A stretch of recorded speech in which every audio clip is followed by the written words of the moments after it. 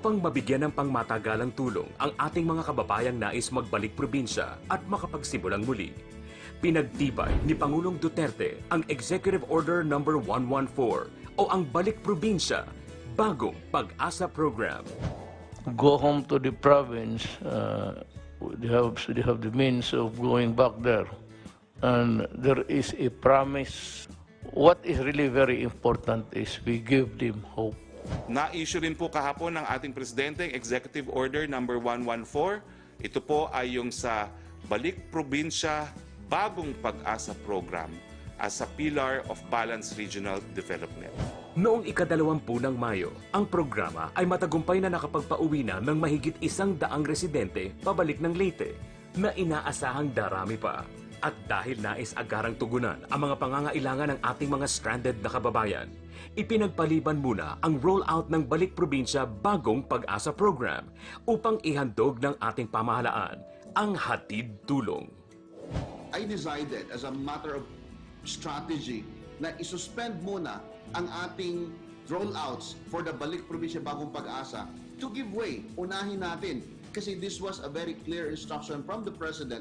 Unahin, pauwiin na ang ating mga kababayan na stranded dito sa Maynila. And pagdating ng panahon na tapos na itong mga problema ng stranded, the Balik Probinsya will now take the second phase already in the succeeding rollouts and simultaneous rollouts to all of the provinces of their choice. Pilipino to kababayan natin. Tanggapin ninyo and provide for sequestration houses if you want. Yung doon sila i-quarantine. Pero hati-hati tayo sa problema. Total, hindi naman kami nagkulang. Whatever you need, we provide. Kawawa naman. Tulungan ninyo yung mga Pilipino.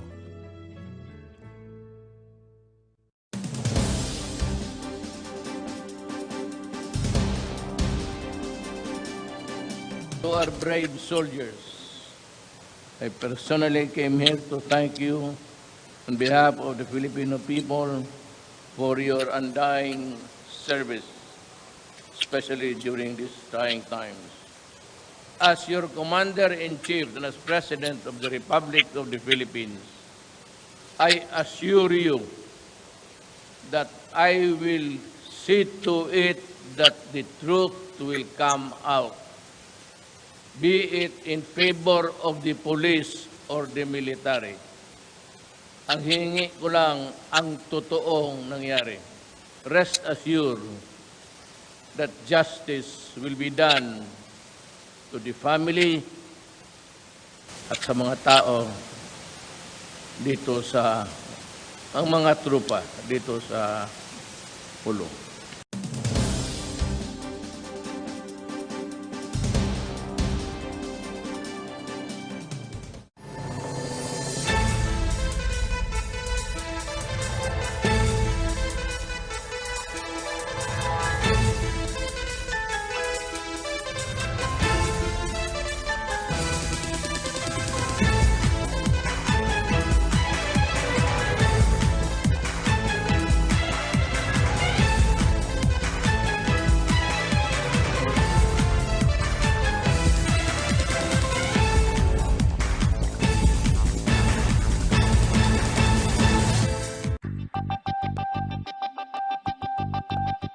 Ngayong panahon ng krisis, maging mas maingat at mapagmatsyag. Huwag maging biktima ng mga online scam.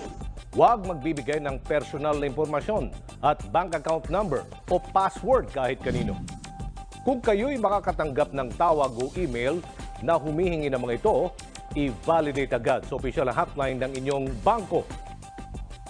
Iwasang magbukas ng mga kaduda-dudang link, website o mobile app. Maaring magdala ito ng malware sa inyong mga computer at maging sanhi ng pagkakanakaw ng inyong personal na impormasyon. Maging mapanuri sa mga peking email na nagbibigay di umano ng updates ukol sa COVID-19. Hanggat maaari, sa mga opisyal na website ng gobyerno at news sources lamang mag-check ng mga balita. Kung nais namang mag-abot ng donasyon online, ugaliing i-research muna ng maigi ang mga institusyon na nais ninyong pagbigyan ng tulong.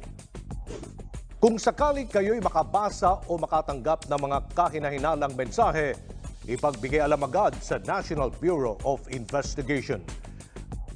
Basta't sama-sama at laging handa, kaya natin ito.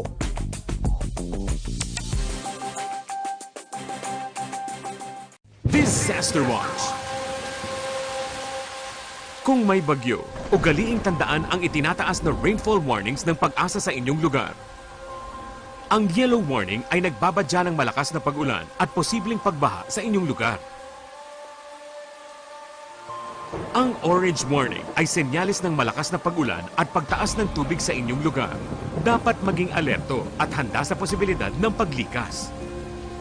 Ang red warning ay nangangahulugan ng dagsa at malakas na pagbuhos ng ulan at matinding pagbaha sa inyong lugar. Kinakailangan ng ibayong pag-iingat at paghahanda sa inyong paglikas patungo sa ligtas na lugar. Huwag malito sa panahon ng kalamidad. Dapat laging listo.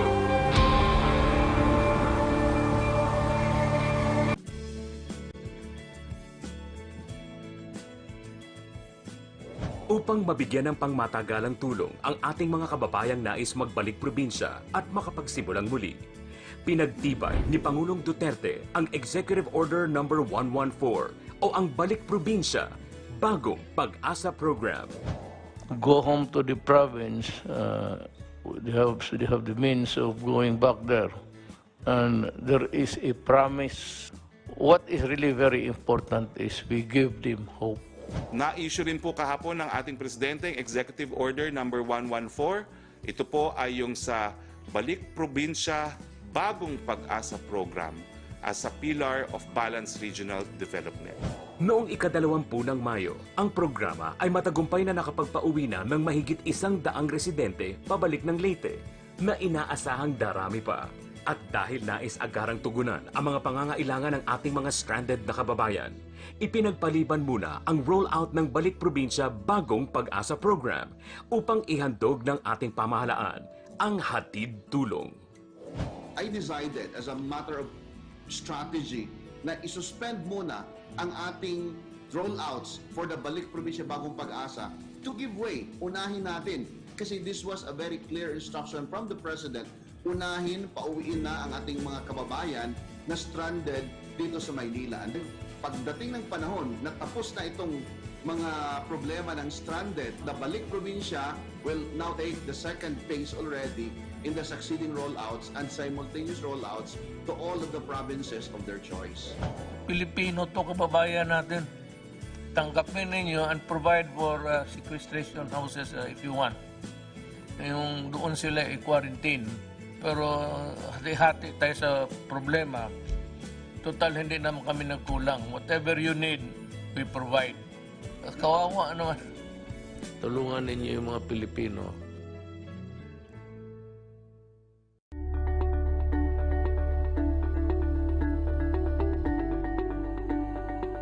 Since the President signed Executive Order No. 2 Series of 2016 back in July 23, 2016, madami ng mga naging developments sa ating National FOI program. We have almost all of the 1,000 national government agencies, GOCCs, SUCs, and local water districts with their FOI manuals. And half of that are on our FOI portal, foi.gov.ph.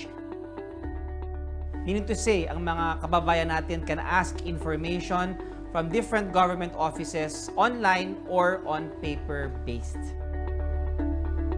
I tried to access the portal and then I tried to test it, and then I was hoping that just an ordinary program of the government, a new program, so maybe they're adjusting with the system. But after 3 days, I received an email from the FOI. My query was answered after 3 days, so I was very happy and satisfied with the program. The top most requested information on the FOI program is legal documents. That makes up 42% of FOI requests. 39% of FOI requests are from datasets and statistics. 6% are personal information. So people are asking for copies of official SAL-in as well as accomplishment reports and travel reports. From the past, kailangan kapag magre-request ka ng information, you have to personally visit the offices. Kahit galing ka sa malayo, even if you're from province, yun yung address ng FOI kahit nasan ka, as long as you have reliable internet connection, you can access information or you can request. Aside from that, it is somehow proactive. Kung yung request mo is na-request na ng ibang tao, makikita mo na siya doon. So you don't have to make another request. We are able to harmonize the Executive Order number 2 on the Freedom of Information with the Data Privacy Law. Napaka-importante lang ang poprotektahin ng ating mga opisyal at mga kasama sa gobyerno ay ang mga sensitive personal information. Siguro ang pinagkaiba lang dun sa administrasyon ngayon na nakapagpasa nung FOIEO is talagang hindi sila tumigil.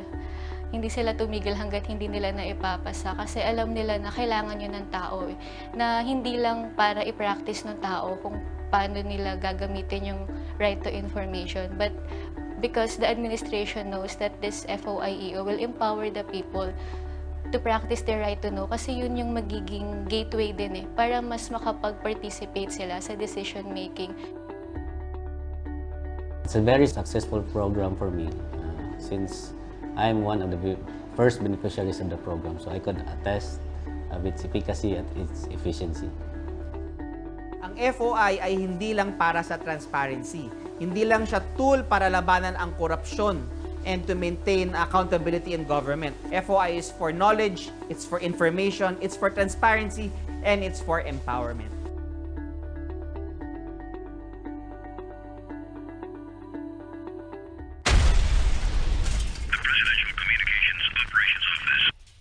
Ang mga hinaing na inyong itinawag sa opisyal na linya ng pamahalaan, patuloy naming tutugunan at bibigyang aksyon. Ang inyong mga tanong, sabay-sabay nating hahanapan ng kasagutan kasama ang iba't ibang ahensya ng gobyerno. Dahil sa gitna ng laban na kinakaharap ng buong bayan, narito pa rin ang programang handang makinig sa boses ng bawat mamamayang Pilipino. Digong 8888 Hotline. Kasama si Asek Chris Roman, Trixie Jaafar at Chief Presidential Legal Counsel Salvador Panelo. Dito lang sa PTV. Handog namin sa inyo para sa bayan.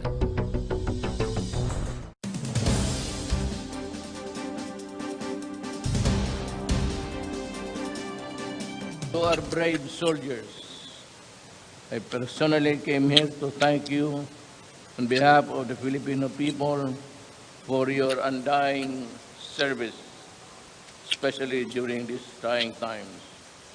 As your Commander-in-Chief and as President of the Republic of the Philippines, I assure you that I will see to it that the truth will come out, be it in favor of the police or the military. Ang hiningi ko lang ang totoong nangyari. Rest assured that justice will be done to the family at sa mga tao dito sa ang mga trupa dito sa pulong.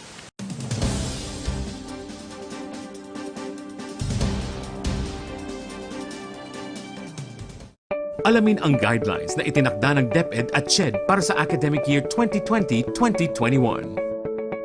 Ang opisyal na pagsisimula ng klase sa mga pampublikong paaralan ay sa August 24, 2020 at matatapos naman sa April 30, 2021. Sa kabuuan, mayroong 203 days para sa school year na ito.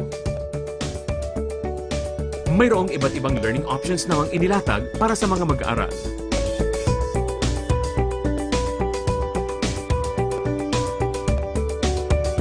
Ang mga pribadong eskwelahan ay maaaring magsimula ng klase sa alinmang araw mula sa unang Lunes ng Hunyo hanggang sa huling araw ng Agosto. Tandaan, bawal ang pagsasagawa ng face-to-face classes hanggat wala pang bakuna para sa COVID-19. Para naman sa mga higher education institutions, ang pagsisimula ng klase ay nakadepende sa education delivery mode ng institusyon.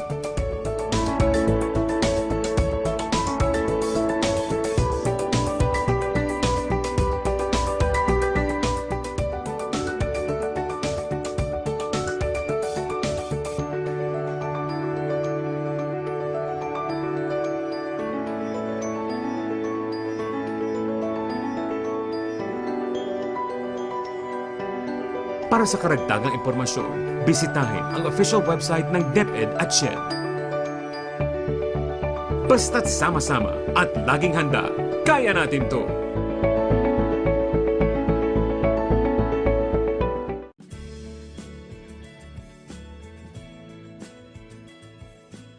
Upang mabigyan ng pangmatagalang tulong ang ating mga kababayang nais magbalik probinsya at makapagsimulang muli, pinagtibay ni Pangulong Duterte ang Executive Order No. 114 o ang Balik Probinsya, Bagong Pag-asa Program. Go home to the province, they have the means of going back there. And there is a promise. What is really very important is we give them hope. Na-issue rin po kahapon ng ating Presidente ang Executive Order No. 114. Ito po ay yung sa Balik Probinsya, Bagong Pag-asa Program.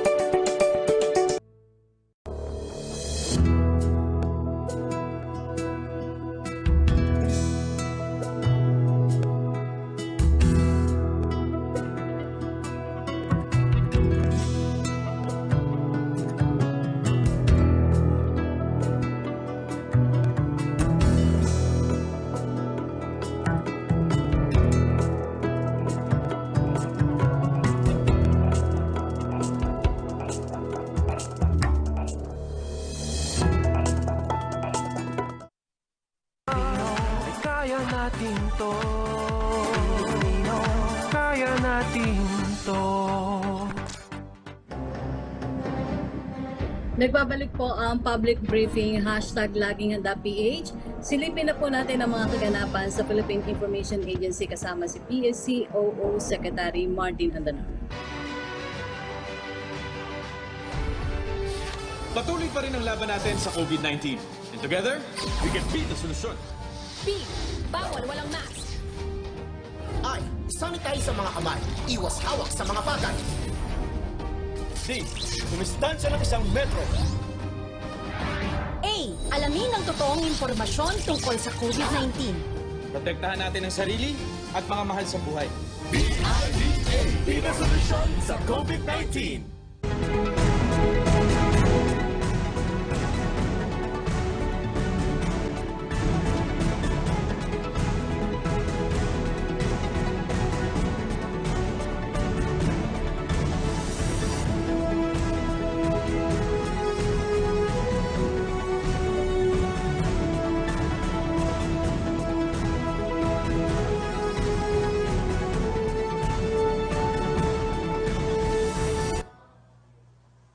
Magandang umaga, Luzon, Visayas, and Mindanao. May buntag. Welcome to Tatak ng Pagbabago 2020, the Pre-SONA Forum. Bago ang ikalimang State of the Nation Address ni Pangulong Rodrigo Roa Duterte, kami sa Presidential Communications Operations Office ay narito upang ihatid sa inyo ang mga cabinet clusters upang ipaliwanag ang mga polisiya at programa ng gobyerno na tutugon sa mga pagsubok na dulot ng pandemya. Ngayong araw, tunghayan natin ang mga kwento ng pagkalinga at iba't ibang pamamaraan na sa pagkakataon na ito ay ipinamalas sa atin ng ating mga kababayan upang makamtan ang ipinangakong tunay na pagbabago. Sa pagpapatuloy ng ating Pre-SONA Forum, ating maririnig ang Human Development and Poverty Reduction Cluster, pati na ang Participatory Governance Cluster. Ano ang mga nakakasang programa para masiguro na ang pangailangan ng mga Pilipino ay natutugunan at ang boses ng bawat mamayan ay napapakinggan? Ating alamin dito sa Tatak ng Pagbabago 2020, the Pre-SONA Forum.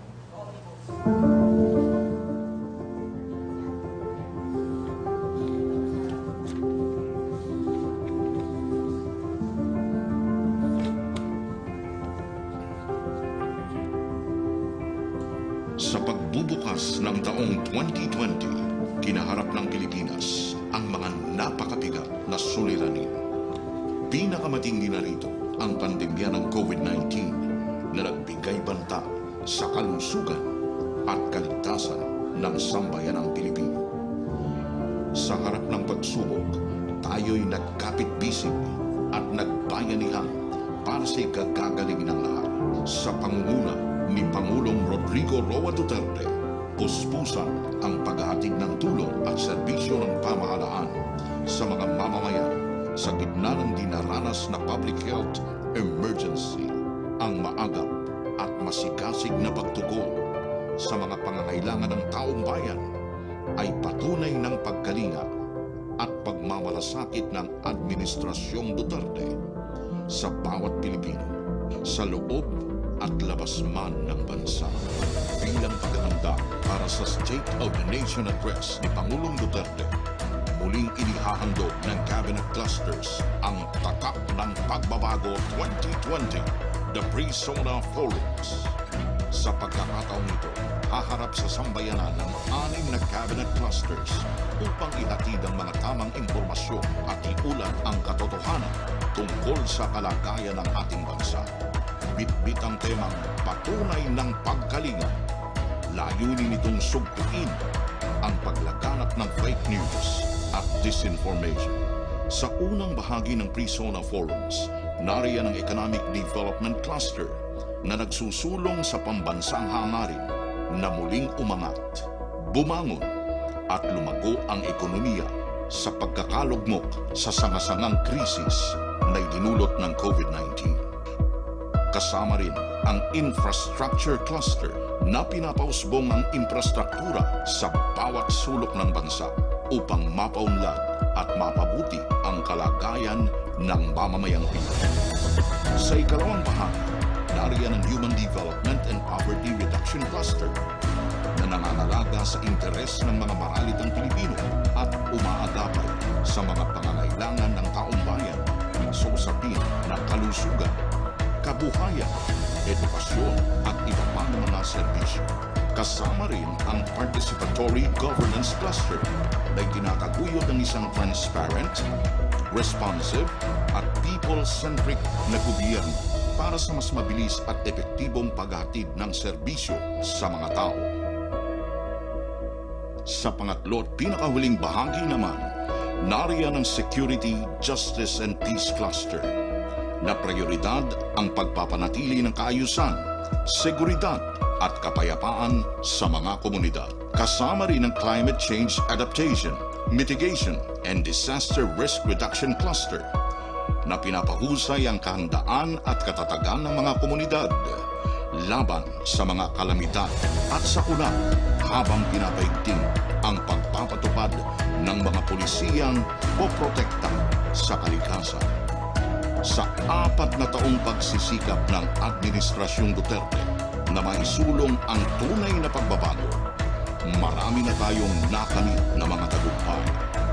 Sinusubok man ng krisis ang ating bansa sa panahong ito, itutuloy natin ang maganda na nating nasimulan. Patuloy ang paghahatid ng mapagkalingang serbisyo sa mga mamamayang Pilipino.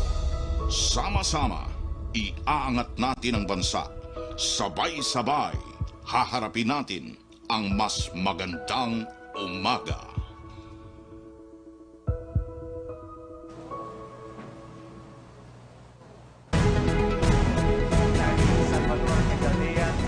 Social Welfare and Development Secretary Rolando Joselito Bautista, Interior and Local Government Secretary Eduardo Año, Budget and Management Secretary Wendell Abisado, Presidential Communications Secretary Martin Andanar, mga kabalikat ko sa gabinete, members of the Diplomatic Corps, partners in the private sector and civil society organizations, friends from the media, fellow public servants, mga kababayan, maayong buntag. It is an honor to welcome all of you to the Pre-SONA Forum of the Human Development and Poverty Reduction Cluster and the Participatory Governance Cluster, the second iteration of our three-part Pre-SONA Forums, all leading to the President's 5th State of the Nation address on July 27. This comes off the heels of the first Pre-SONA Forum, which we held last week, and provided the public with the progress made by the government's economic and infrastructure clusters. These pre-SONA activities have three major objectives. One, to provide the data, figures, and the details that will contribute to a better understanding of the messages the President will deliver in his SONA on the 27th. Two, to provide an extensive report on what the President has accomplished through the departments and agencies of government, their regular programs, projects, and services aligned with the goals of this administration, as well as our response to the COVID-19 pandemic. Three, to provide you, our people, with the opportunity to raise your concerns directly to the President through his counterparts in the Cabinet. Taon-taon po may SONA. Ngunit taon-taon, nababatid din natin na kulang ang oras ng SONA para ilatag ang mga programa at gawain ng pamahalaan. These pre-SONAs allow us the opportunity to further articulate, comprehensively elaborate, and extensively explain what government has done, what it is doing, and what it is going to do to uplift the welfare of our people and address the challenges faced by our nation. In the first forum, Finance Secretary Carlos Dominguez III succinctly summed up these challenges when he said that we live in difficult and uncertain times, and that the COVID-19 health emergency is perhaps the toughest economic crisis most of our people will live through. This pandemic, he said, candidly, is something that no one fully anticipated and was truly prepared to deal with. Tunay ngang nasa gitna tayo ng isang kalagayang mahirap at walang katiyakan, at dala na ng pandemyang ito, tinamaan ng husto ang ating ekonomiya. Wala ni isang bansa sa mundo ang nakapaghanda ng husto sa pananalasa nito. This is a reality we are reminded of every day. Araw-araw, nilalabas ng ating Department of Health ang mga numero. These numbers remind us that we are in the midst of a battle that is claiming lives and taking its toll on the health of our people. They emphasize that we face an invisible enemy that has far-reaching consequences on the lives and livelihoods of every Filipino man, woman, and child. Araw-araw, ang mga ito ay nagsisilbing paalala na tayo ay nasa gitna ng isang digmaang nagbabanta sa kalusugan at kumikitil ng buhay. Dinidiin ito na ang kinakaharap natin ay isang kalabang hindi man nakikita, ay sobra-sobra ang epekto sa buhay at kabuhayan nating lahat. These daily DOH updates, however, do not fully capture the extent of the damage dealt by the COVID-19 virus. As our finance chief stressed last week, our unemployment rate in April of this year spiked to 17.7%. The subsequent shutdown of economic activities took its toll on local businesses, and the slowdown in economic activity and extensions of tax filing and payment deadlines combined to bring down our revenues. For the first half of 2020, estimated tax collections from the Bureau of Internal Revenue and the Bureau of Customs dipped to 1.2 trillion pesos, 16% lower than last year during the same period. Ang mga numerong ito, bukod po sa mga daily update ng DOH ay nakakabahala. Ngunit tulad ng nabanggit ko nung nakaraang linggo, the President and your government have long laid the groundwork for the economic recovery of our country. Ika nga ni Secretary Dominguez, in previous years, emergency spending and urgent borrowing might have been very difficult, but the economic performance of the Duterte administration prior to the pandemic, together with its approach to fiscal and economic management, made the country one of the strongest, most resilient, and credit-worthy economies in the region. Opo, nahirapan tayo, katulad ng mga bansa sa buong mundo. Ngunit dahil sa reformang pinansyal at maayos na pangangasiwa sa ating ekonomiya, bago pa man tumama ang pandemya, tayo ay isa sa pinakamalakas, pinakamatibay, at pinagkakatiwalaang ekonomiya dito sa riyon.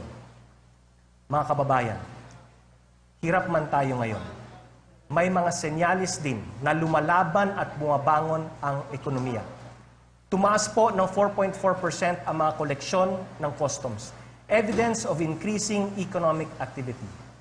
Prior to the COVID-19 outbreak, the country received a BBB+ credit rating, the highest in our country's history. And even amidst the pandemic, international credit rating agencies have affirmed our sovereign ratings and have kept them at investment grade levels. Noong nakaraang buwan, tinaas pa nga ng Japan Credit Rating Agency ang credit rating natin from BBB+ to A-. Secretary Dominguez said it best. This is a vote of confidence in a sea of credit rating downgrades and negative outlook revisions worldwide.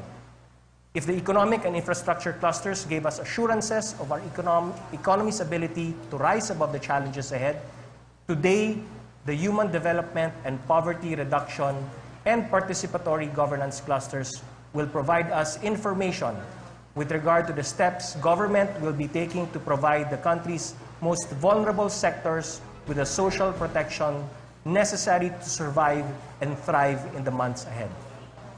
In particular, the HDPRC, through its chairperson, DSWD Secretary Rolando Joselito Bautista, will be reporting what the cluster has achieved in terms of human capital development, poverty reduction, and enhancing the quality of life of every Filipino.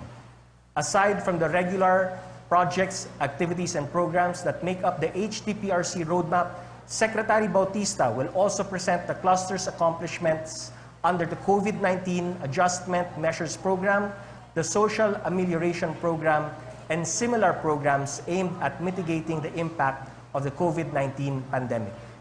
Included among these developments are the Enhanced Partnership Against Hunger and Poverty Convergence Program, which is now helping a number of farmers and farmers' organizations amid the pandemic, as well as the Interagency Task Force on Zero Hunger, which I chair, and is now in the process of harmonizing government programs meant to ensure food security and reduce hunger so that we can say #goodbye gutom.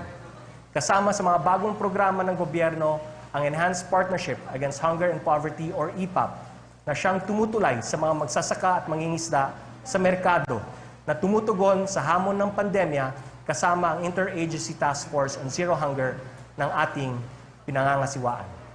Sa huling bahagi ng taong ito, lahat ng programa ng pamahalaan tungkol sa katiyakan sa pagkain at pagsupil sa kagutuman ay atin ng pag-ugnayin at pag-ibayuhin.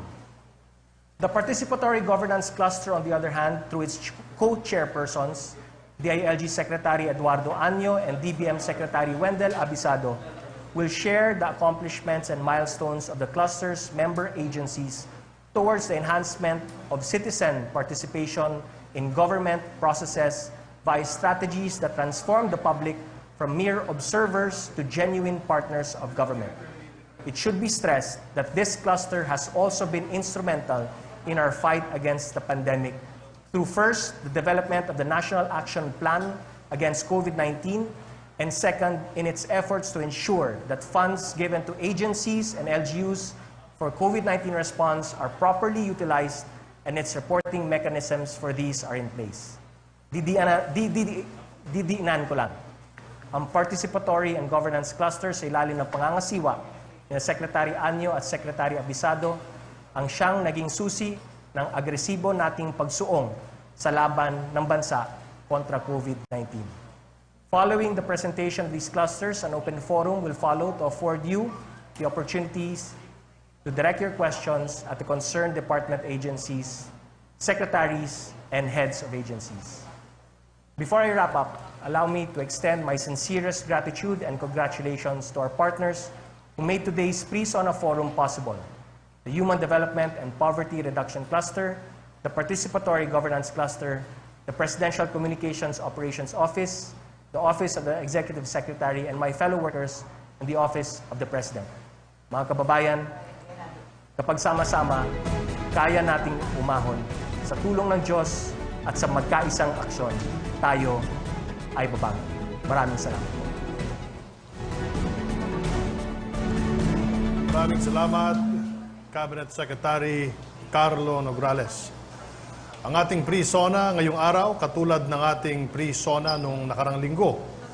Ang iba sa ating nakagawian dahil sa COVID-19. Ngunit hindi ito hadlang sa pagtugon namin sa aming tungkulin na magbigay ng tama at napapanahong impormasyon sa bawat Pilipino. Ito po ang pangalawa sa ating 3-part forum at ito ay pangungunahan ng Human Development and Poverty Reduction Cluster at ng Participatory Governance Cluster.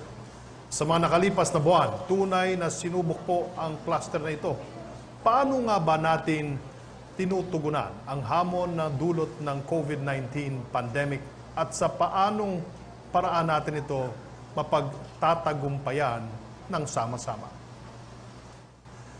Kasama po natin ngayong araw si DSWD Secretary at Head ng Human Development and Poverty Reduction Cluster, Secretary Rolando Bautista.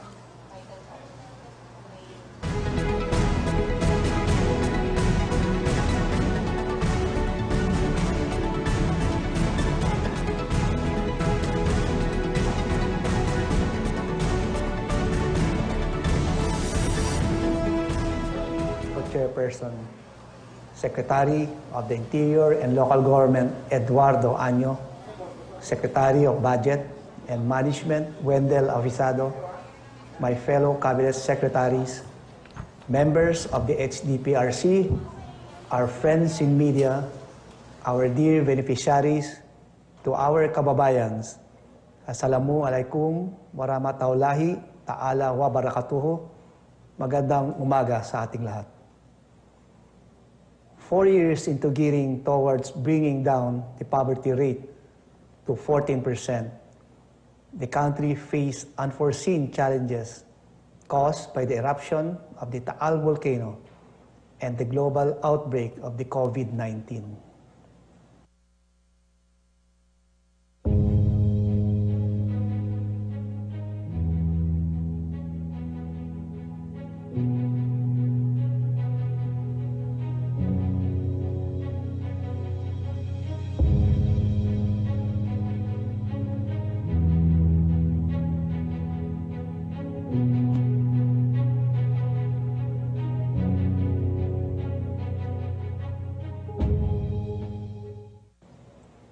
The health crisis alone has created deep impacts on the economy, as well as our fellow Filipinos' livelihood and well-being, with prospects of an estimated 10 million Filipinos losing their jobs, the repatriation of nearly 70,000 displaced overseas Filipino workers, and the increasing number of Filipinos experiencing involuntary hunger, among others. Gayunpaman, patuloy na nagtutulungan ang lahat ng ahensya sa ilalim ng Human Development and Poverty Reduction Cluster o HDPRC sa pagbangon ng ating kapwa Pilipino mula sa crisis na ating ngayoy hinaharap. For the HDPRC, our utmost priorities continued to be the overall improvement of the quality of life of the Filipino people. By exploring innovations to beat the pandemic, and by strengthening the tried and tested pro-people programs. This is reinforced by our 4 core strategies on education, public health, social protection, and building capacities and opportunities for the poor and marginalized. Napakalaki ang naging epekto ng pandemya sa edukasyon ng ating kabataan. Kaya walang humpay ang HDPRC na masiguro na sa ilalim ng new normal, ang ating mga kabataan ay patuloy na may access sa alternatibong pamamaraan ng pag-aaral o ang blended at distance learning. In response to COVID-19's impacts on students, the Commission on Higher Education or SHED and the Unified Student Financial Assistance System for Tertiary Education or UNIFAS continued to make the tertiary education subsidy stipends available to its grantees to cope with the effects of the pandemic. The Technical Education and Skills Development Authority's expanded online program also serve as an alternate mode of technical vocational education and training learning platform during the community quarantine. For the establishment of effective and accessible alternative educational systems, the Department of Education or DepEd embarked on the Basic Education Learning Continuity Plan, providing learning opportunities to our students through printed or digital modules, online learning resources, and television or radio-based instruction without requiring them to come to school. Over 700,000 out-of-school youth in 2019 were enrolled under DepEd's Alternative Learning System or ALS, half of which are from the 32 priority provinces of HDPRC. About 1.33 million students enrolled in state and local universities and colleges are now benefiting from the free higher education and tertiary education subsidy programs. To increase Filipinos' chances of securing gainful jobs or engaging in sustainable livelihoods, to increase Filipinos' chances of securing gainful jobs or engaging in sustainable livelihoods, TESTA has made great efforts in reaching more beneficiaries and expanding its scholarship programs from 2.3 million enrollees in 2018 to 2.4 million in 2019. Here are a few of our beneficiaries.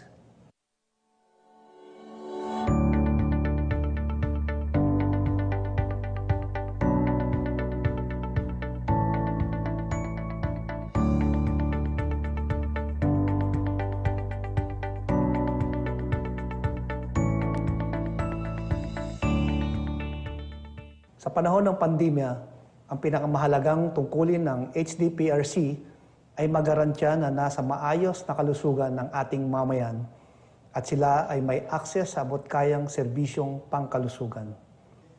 In line with the country's continuing battle against the pandemic, the Department of Health has undertaken concerted efforts to beat the disease with improved testing capacities from 1,200 actual tests per day in March to 21,000 per day now in 85 DOH licensed testing laboratories nationwide.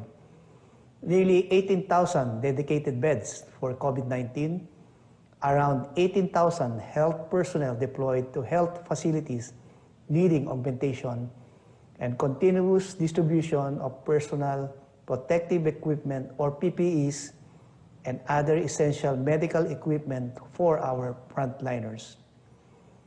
For the protection of public health, specifically in boosting testing and treatment capacities, we will focus on the continuous improvement of our healthcare facilities by increasing the number of fully equipped isolation rooms, critical care beds in hospitals, and other crucial medical equipment. The Universal Healthcare Program shall be our platform in strengthening our healthcare system resilient. We are also working on establishing the Philippine Center for Disease Control Designing Systems to anticipate and prepare emerging and re-emerging public health threats and improving vaccine delivery. In addition to the pandemic-related health measures, the HDPRC advanced its efforts in expanding universal healthcare to all Filipinos and in addressing hunger and malnutrition among children, teenage pregnancy, as well as the prevalence of non-communicable and preventable diseases. The National Nutrition Council reported that prevalence of wasting and stunting among children under 5 have significantly reduced in 2019. This success can be largely attributed to the Department of Social Welfare and Development's implementation of the Supplementary Feeding Program, which served 1.8 million children ages 2 to 5 in 2019. Also, the DepEd school-based feeding program served 1.7 million learners from kindergarten to grade 6, ages 5 to 12, for the school year 2019 to 2020.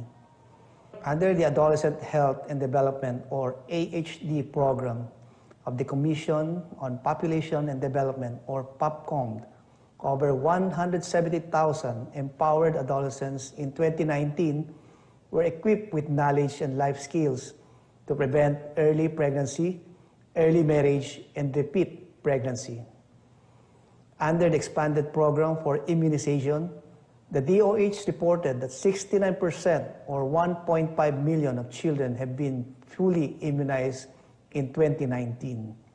Kasama sa layunin ng HDPRC ay masiguro ang katatagan ng ating mga kababayan upang maiwasan na sila ay malugmok pa sa kahirapan sa panahon ng krisis. With the declaration of the community quarantine last March, the government formulated the Social Amelioration Program, or SAP, in order to provide emergency subsidy and other forms of assistance to the most affected families during the pandemic. More than 19 million beneficiaries from the formal and informal sectors received emergency subsidies with a total amount of over 106 billion pesos from the DSWD's Emergency Subsidy Program in partnership with the Department of the Interior and Local Government and local government units. The Department of Labor and Employment COVID-19 Adjustment Measures Program, or CAMP, CAB, Abot Kamay ang Pagtulong, or CAMP AKAP, and Tulong Panghanap Buhay sa ating disadvantaged displaced workers, or TUPAD, Barangay Ko, Bahay Ko Project, and the Department of Agriculture's Financial Subsidy to Rice Farmers, or FSRF. Payouts for the second tranche of the SAP are ongoing. The Department of Trade and Industry, for its part, carried out loan moratoriums, price monitoring, as well as processed loan applications for affected micro, medium, and small enterprises to support them in their recovery. Around 69,000 returning OFWs and 7,000 locally stranded individuals, or LSIs, were provided with the necessary assistance from the HDPRC member agencies. For the provision of social safety nets, displaced local and overseas workers will be prioritized in the coming months. We will focus on getting them home and providing them with employment opportunities, livelihood support, along with online skills, upgrading, and retooling programs. For the efficient and transparent delivery of social services, the DSWD is expected to strengthen and fast-track the implementation of social amelioration and continue to deliver its flagship programs in empowering individuals and communities to get back on their feet. Lastly, to tie all of this together, we will ensure the strengthening and implementation of risk-informed, evidence-based, and shock-responsive social protection systems to reduce the vulnerabilities of at-risk populations and improve their overall resilience. Even with the focused responses to the COVID-19 pandemic, the HDPRC also continued to implement its programs aimed at increasing human capital development and reducing poverty.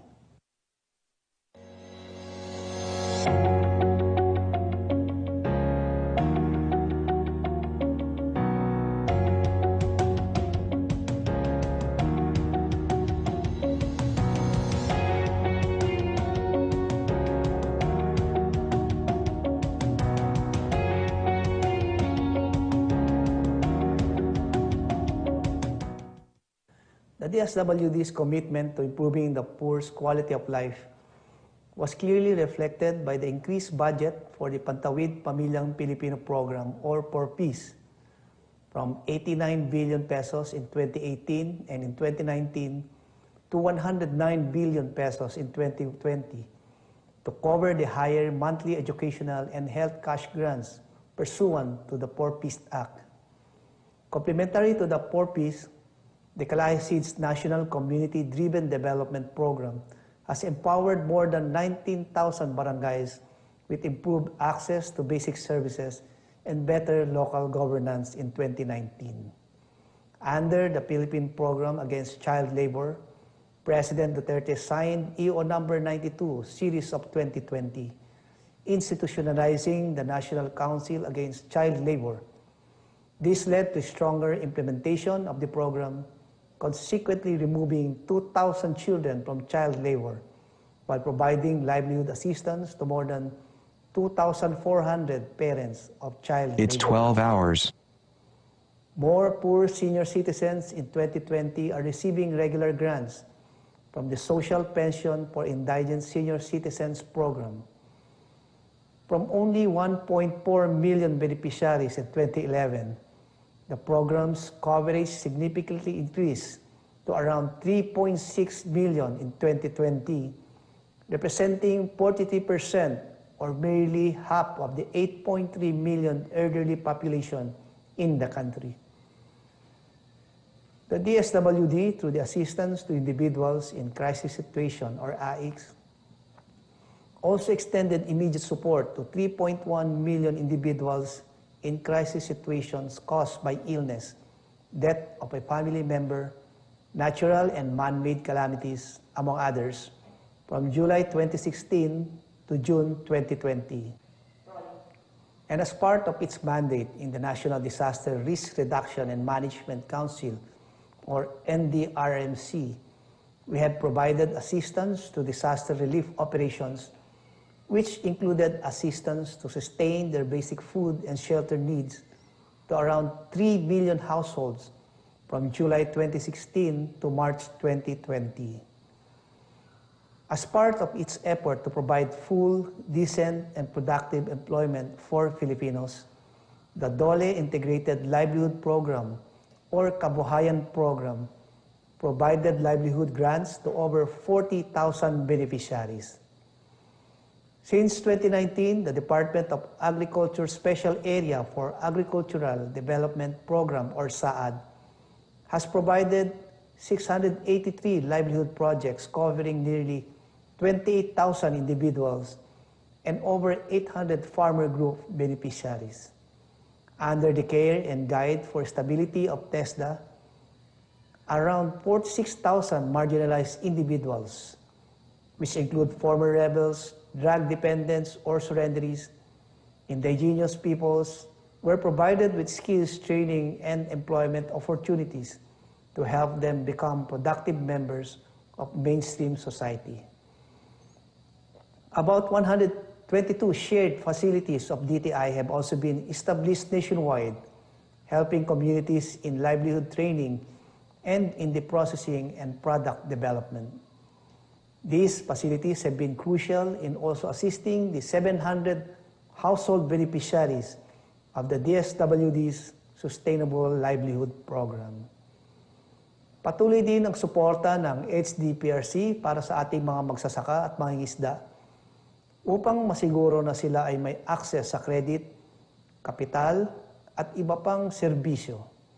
Ang pagsuporta sa sektor ng agrikultura ay susi upang masiguro ang tuloy-tuloy na supply ng pagkain. The national government remained committed to support the agrarian rights of our small farmers by promoting equitable land distribution. Since July 2019, the Department of Agrarian Reform, or DAR, distributed nearly 30,000 hectares of public and private agricultural lands to more than 19,000 agrarian reform beneficiaries, helping them escape the vicious cycle of poverty and social injustice. The DAR also provided access to credit and microfinance services to over 131,000 agrarian reform beneficiaries. Nearly 3,000 farmers were supported with agricultural assets, infrastructure, technology, and machineries to increase their capacity and boost agricultural productivity. Currently, the country's Global Food Security Index report is below the global average score. However, there is a significant increase wherein we place 64th out of 113 countries, 6 levels higher than its ranking in 2018. But we continue to provide more support to the agriculture sector, as the country's score is still lower than the global average. In line with this, we have strengthened support programs such as the Target Actions to Reduce Poverty and Generate Economic Transformation, or TARGET, Child Nutrition Project, Coconut Rehabilitation Program, and Gulayan sa Paaralan to shore up food security and nutrition quality in the country. Ladies and gentlemen, these are indeed difficult times. Nevertheless, the HDPRC did not falter nor waver in our zealousness to serve our fellow Filipinos.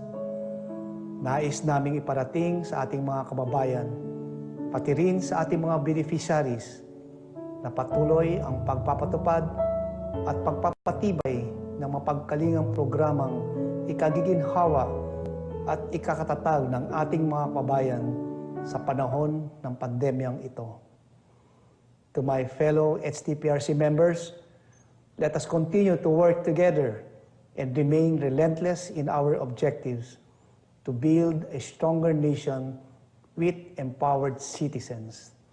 The whole-of-nation approach and our mutual support will ensure that no one is left behind in our journey towards recovery from this crisis. The pandemic may be the first and hopefully the last in our lifetime.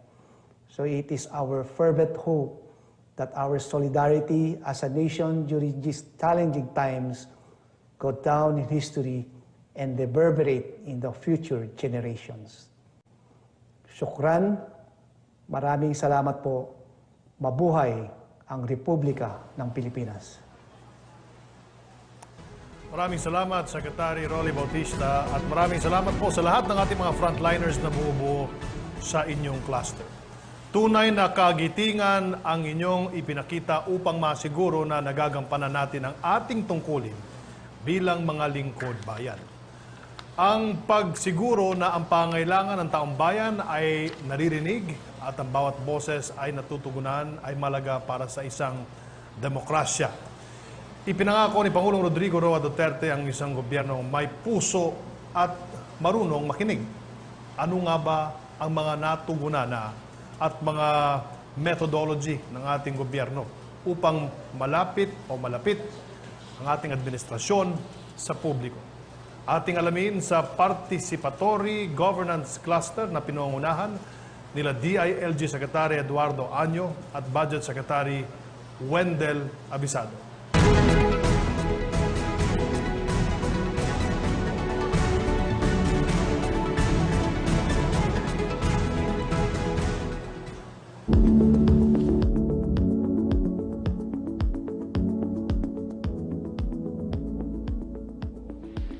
My fellow countrymen, it comes as no secret that our intensified drives to establish peaceful, safe, and progressive Filipino communities bore us much fruit before our country was beleaguered by the COVID-19 pandemic.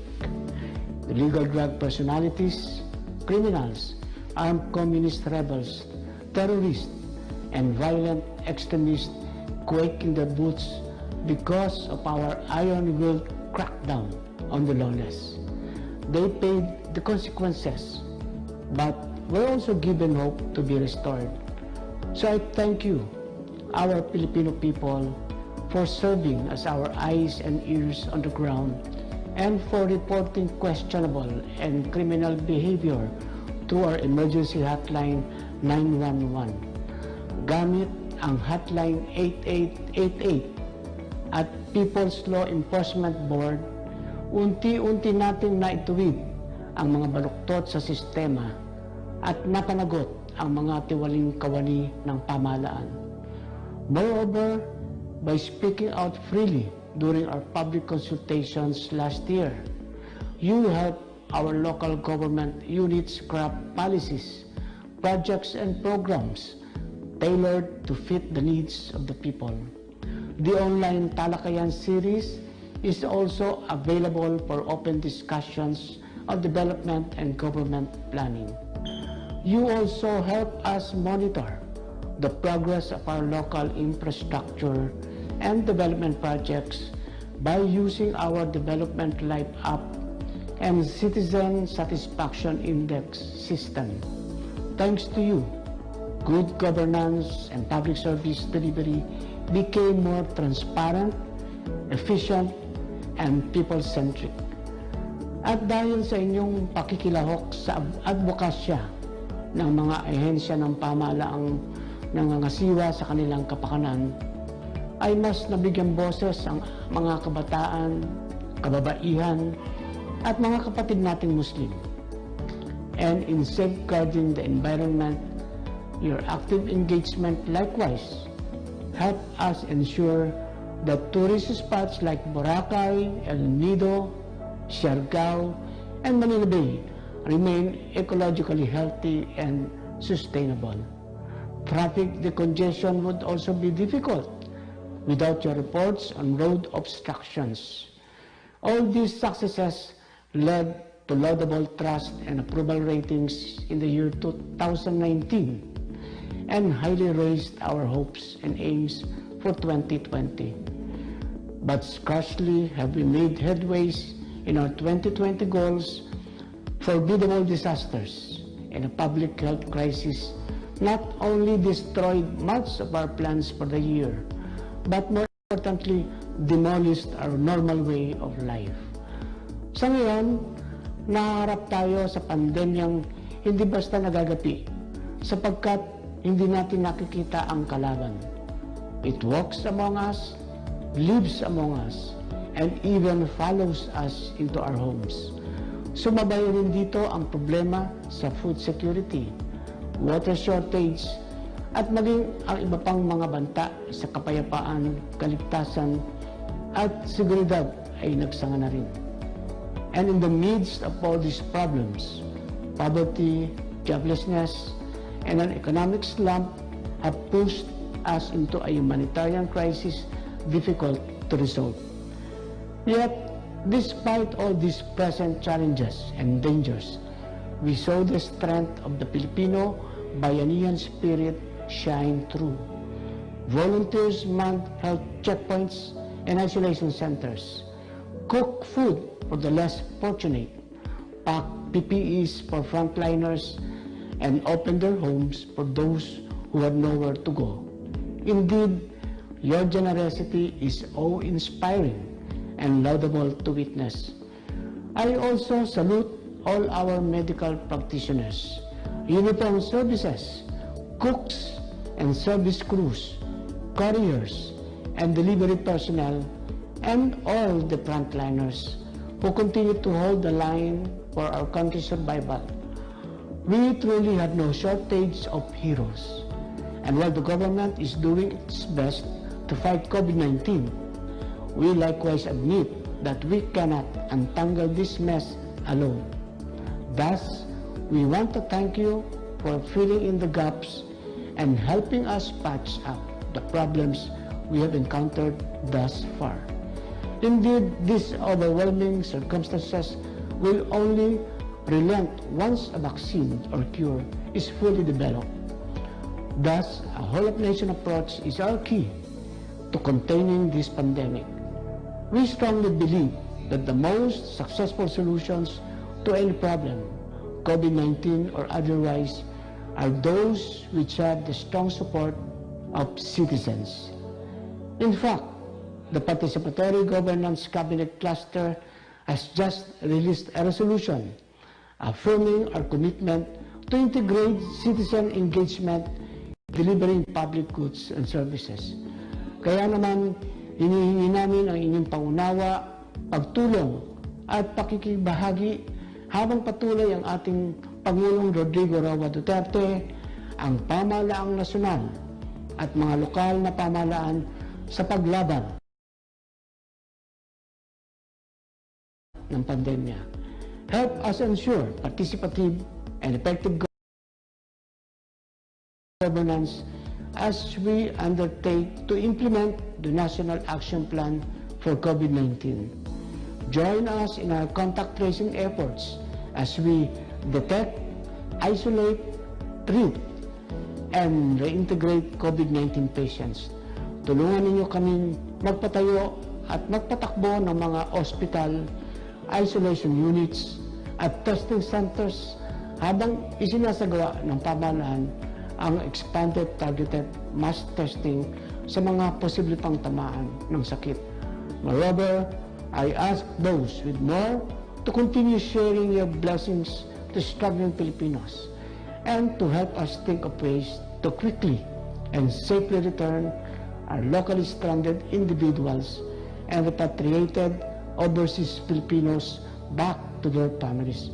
Huwag din kayo matakot, mag-alinlangang magsumbong at magreklamo laban sa mga uniformadong hanay o lokal na pamahalaan na lumalabag o may pagkukulang sa pagpapatupad ng batas at mga patnubay ng IATF-EID. Our Bantay Corruption Program is there to uproot the abusive and corrupt in the government, especially in agencies directly attached to the DILG.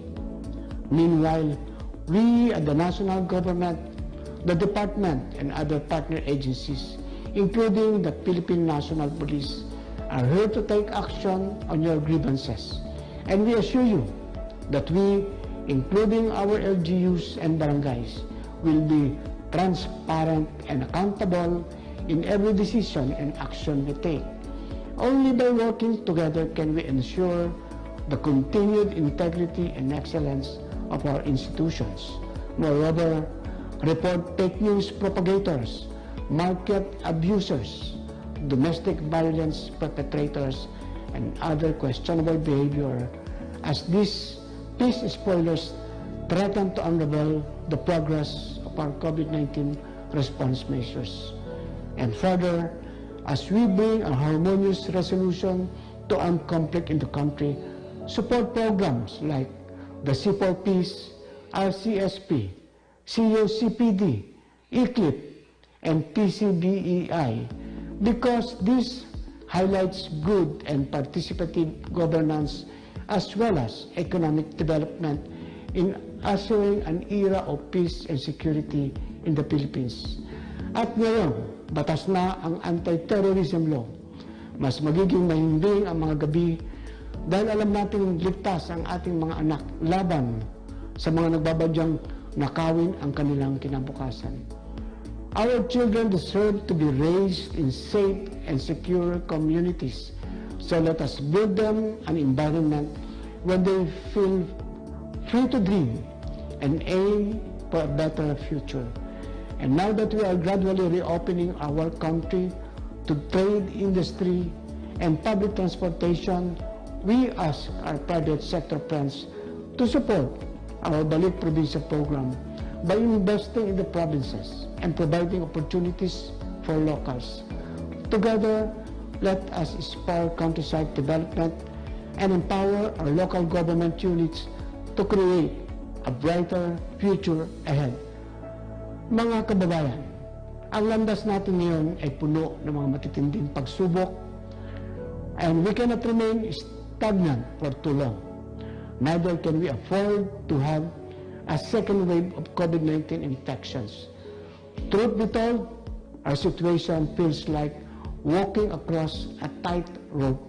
Kailangan balanse at naaayon ang ating mga desisyon at takbang sa pangangailangang panahon. So we entreat everybody to follow the minimum health standards. And while we gear up to tread a better normal, let us be disciplined and obedient to the motherland's rules and regulations. Let us unite to lift this country out of the mire and carry it on our shoulders the way our ancestors did. This is our home, and we must awaken spirit of bayanihan among us. And by keeping it alive, we have a legacy of resiliency and strength. That being said, we in the Participatory Governance Cluster call on the Filipino citizenry to actively partake in nation building. We believe that it is the people who hold the power to mold the country and the future awaiting it. So let us all be responsible and someday pass on a nation that our children and their children's children will be grateful and proud to inherit. Muli, maraming salamat. Mabuhay ang sambayanang Pilipino.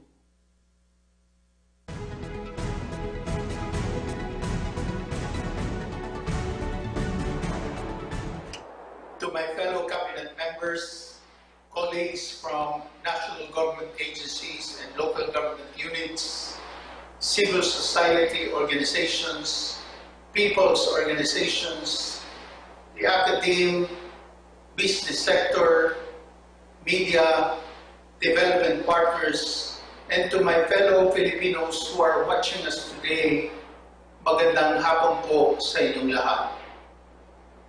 Sa biglaang pagdating ng COVID-19 sa ating bansa, marami po sa ating kapwa Pilipino ang lubos na naapektuhan, lalo na ang mga mahihirap at mga miyembro ng marginalized groups. Marami po ang nawalan ng trabaho dahil sa pagbagal ng ekonomiya, gawa ng pagsasara ng mga negosyo, pagsuspinde ng mga paaralan, at dahil sa mahigpit na pagbabawal sa mga pagtitipon. At naiintindihan po kayo kung lubos kayong natatakot sa panahon ng pandemyang ito at naguguluhan sa kung ano paman ang maaaring mangyari. Kaya naman sa panahong ito, higit na mas kailangan ng gobyerno na pagtibayin ang inyong tiwala sa pamahalaan sa pamamagitan ng pagbibigay ng sapat at tamang impormasyon at sa patuloy na pakikinig at pagtugon sa inyong mga hinaing.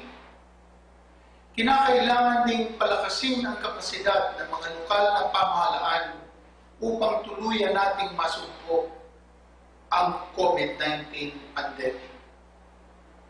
Para magawa ang lahat ng ito, mahalaga po na gumamit tayo ng tinatawag na whole of society approach. Ibig sabihin, mahalaga na magtulungan ang bawat antas ng gobyerno mula sa barangay hanggang sa pamahalaang nasyonal upang matiyak natin na ramdam ng bawat Pilipino ang mga programa at proyekto ng gobyerno para sa kanila. Mahalaga rin na magtulungan ang pribadong sektor, gobyerno, at mga civil society organizations upang mapagtagumpayan natin ang pagsugpo sa COVID-19. Kaya naman noong Marso, ipinasa po ng Kongreso ang Republic Act No.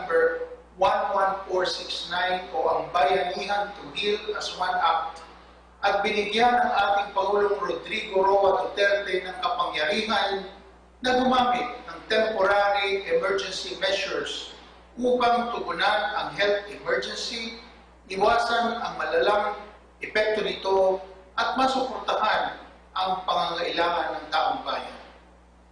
Marami na po tayong nagawa. Kaya naman, hayaan nyo na aking maibahagi sa inyo ang ilan sa mga transparent, accountable, at participatory initiatives ng ating pamahalaan laban sa COVID-19. We have continued to uphold budget transparency in our COVID-19 budget through proactive disclosure of the amounts augmented, reprogrammed, reallocated, and realigned to fund priority programs, activities, and projects being implemented in response to the pandemic. Ibig sabihin po nito, maaari niyong makita sa aming DBM website kung saan-saang ahensya napunta ang budget at kung para saang programa o proyekto dapat itong gamitin. Makikita niyo rin kung saan kinuha ang ating budget at kung magkano ang natanggap ng bawat ahensya. Sa ngayon, nakapagbigay na po tayo ng 374.89 billion pesos sa iba't ibang ahensya ng pamahalaan para suportahan ang kanilang mga programa laban sa COVID-19. Of all recipient agencies, the Department of Social Welfare and Development, or DSWD, received the largest share in the amount of 200.98 billion pesos for their social amelioration program, benefiting around 23 million low-income households in the country. Other agencies such as the Department of Labor and Employment and the Department of Agriculture received 12.59 billion and 11.10 billion respectively to support their programs for displaced formal and informal workers, overseas Filipino workers, and affected farmers and fisherfolks. We also provided a budget of 51 billion for the Small Business Wage Subsidy Program, which aimed to benefit affected micro, medium, and small enterprises, or MSMEs, through the Department of Finance. To support the country's healthcare capacity, the Department of Health received an allotment of 48.23 billion to fund the agency's immediate and continued COVID-19 response programs, as well as for the procurement of test kits and PPEs. 37.5 billion was released as bayanihan grants to provinces, cities, and municipalities. And of this amount, 7.6 billion were already liquidated by 386 local government units. Bulk of the liquidated 54.24% went to food assistance and other relief goods for affected households, followed by procurement of hospital equipment and supplies at 9.63%, and other COVID-19 related PPEs and expenses at 8%. The Department of Education also received 10.91 billion for its Basic Education Learning Continuity Plan, or BALCP program, which aims to ensure educational continuity in this time of crisis by adopting multiple learning delivery modes, such as distance learning and blended learning, among others, while ensuring the health, safety, and welfare of all learners, teachers, and personnel. The remaining 2.58 billion was released to other agencies, including the Department of Science and Technology, Department of Trade and Industry, Department of Foreign Affairs, and the Department of Interior and Local Government, among others. Aside from upholding budget transparency, the executive branch also publishes and submits a weekly bayanihan report to the Joint Congressional Oversight Committee, which contains updates on government initiatives being maintained or implemented pursuant to the Bayanihan Law. Maliban sa pagsisiguro na transparent po tayo sa ating COVID-19 budget, meron din pong initiatives ang gobyerno kung saan mas pinadali natin ang access sa mga programa at proyekto ng pamahalaan. The Presidential Communications Operations Office, or PCOO, created an official COVID-19 response website, covid19.government.ph, which serves as a one-stop shop for basic comprehensive information about the COVID-19 pandemic and the initiatives of the national government to address its impact. The Department of Trade and Industry, or DTI, imposed a price freeze on basic necessities and prime commodities, established a COVID-19 Rapid Response Team to answer queries and facilitate movement of cargoes among quarantine control points. The agency also conducted 818 Kadiwa Descuento caravans to make products more accessible to consumers in 2,974 barangays, benefiting 272,837 households, even amid the lockdown restrictions. DTI also brought its services down to the barangay level through the livelihood seeding program, Negosyo Servisyo sa Barangay, benefiting 632 barangays and 4,824 MSMEs. Apart from the proactive response of various implementing agencies, it is also important for the government to provide a platform for citizens to give their feedback and in turn be able to have a holistic understanding of the situation. Napakahalaga na makinig ang gobyerno sa inyo para po ay tama ang mga mali, mapunan ang mga pagkukulang, at mas mapabilis ang implementasyon ng mga programa laban sa COVID-19. Kaya naman, marami din po tayo initiatives kung saan ang gobyerno ay bukas at nakikinig sa mga gusto ninyong ipahiwatig sa pamahalaan. The PCOO, together with the Office of the Presidential Spokesperson, or OPS, conducts daily press briefings with the Malacanang Press Corps to allow the public to ask questions and seek clarifications directly from government officials regarding COVID-19 measures. The National Economic and Development Authority also conducted online public surveys to rapidly assess the impact of the pandemic and of the enhanced community quarantine imposed in the country. The survey results, among others, were used to craft the We Recover as One report, which provides recommended policies, programs, and strategies to rebuild public confidence and to facilitate the transition to the new normal. The National Anti-Poverty Commission engaged 46 basic sectors and kasambayanihan volunteers to ensure that government assistance reaches those who are in need during the pandemic. Moreover, a post-distribution monitoring tool was developed to allow citizens to provide feedback on the effectiveness of the cash, food, and non-food assistance under the government's social amelioration program. Let me also share with you other accomplishments under the PGC roadmap, which aims to create more spaces for public dialogue and response, as well as to provide adequate resources for building capacities.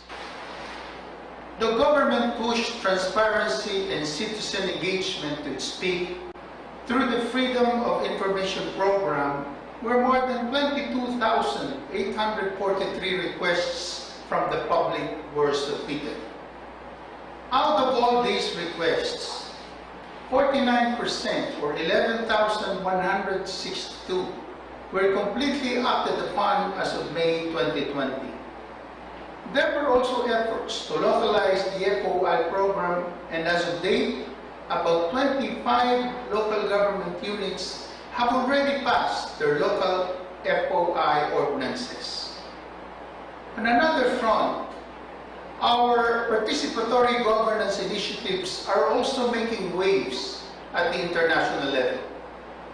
Out of 117 countries evaluated for the 2019 Open Budget Survey, the Philippines secured the top spot in Southeast Asia for budget transparency, making us the most fiscally transparent country in the region while ranking 10th place worldwide.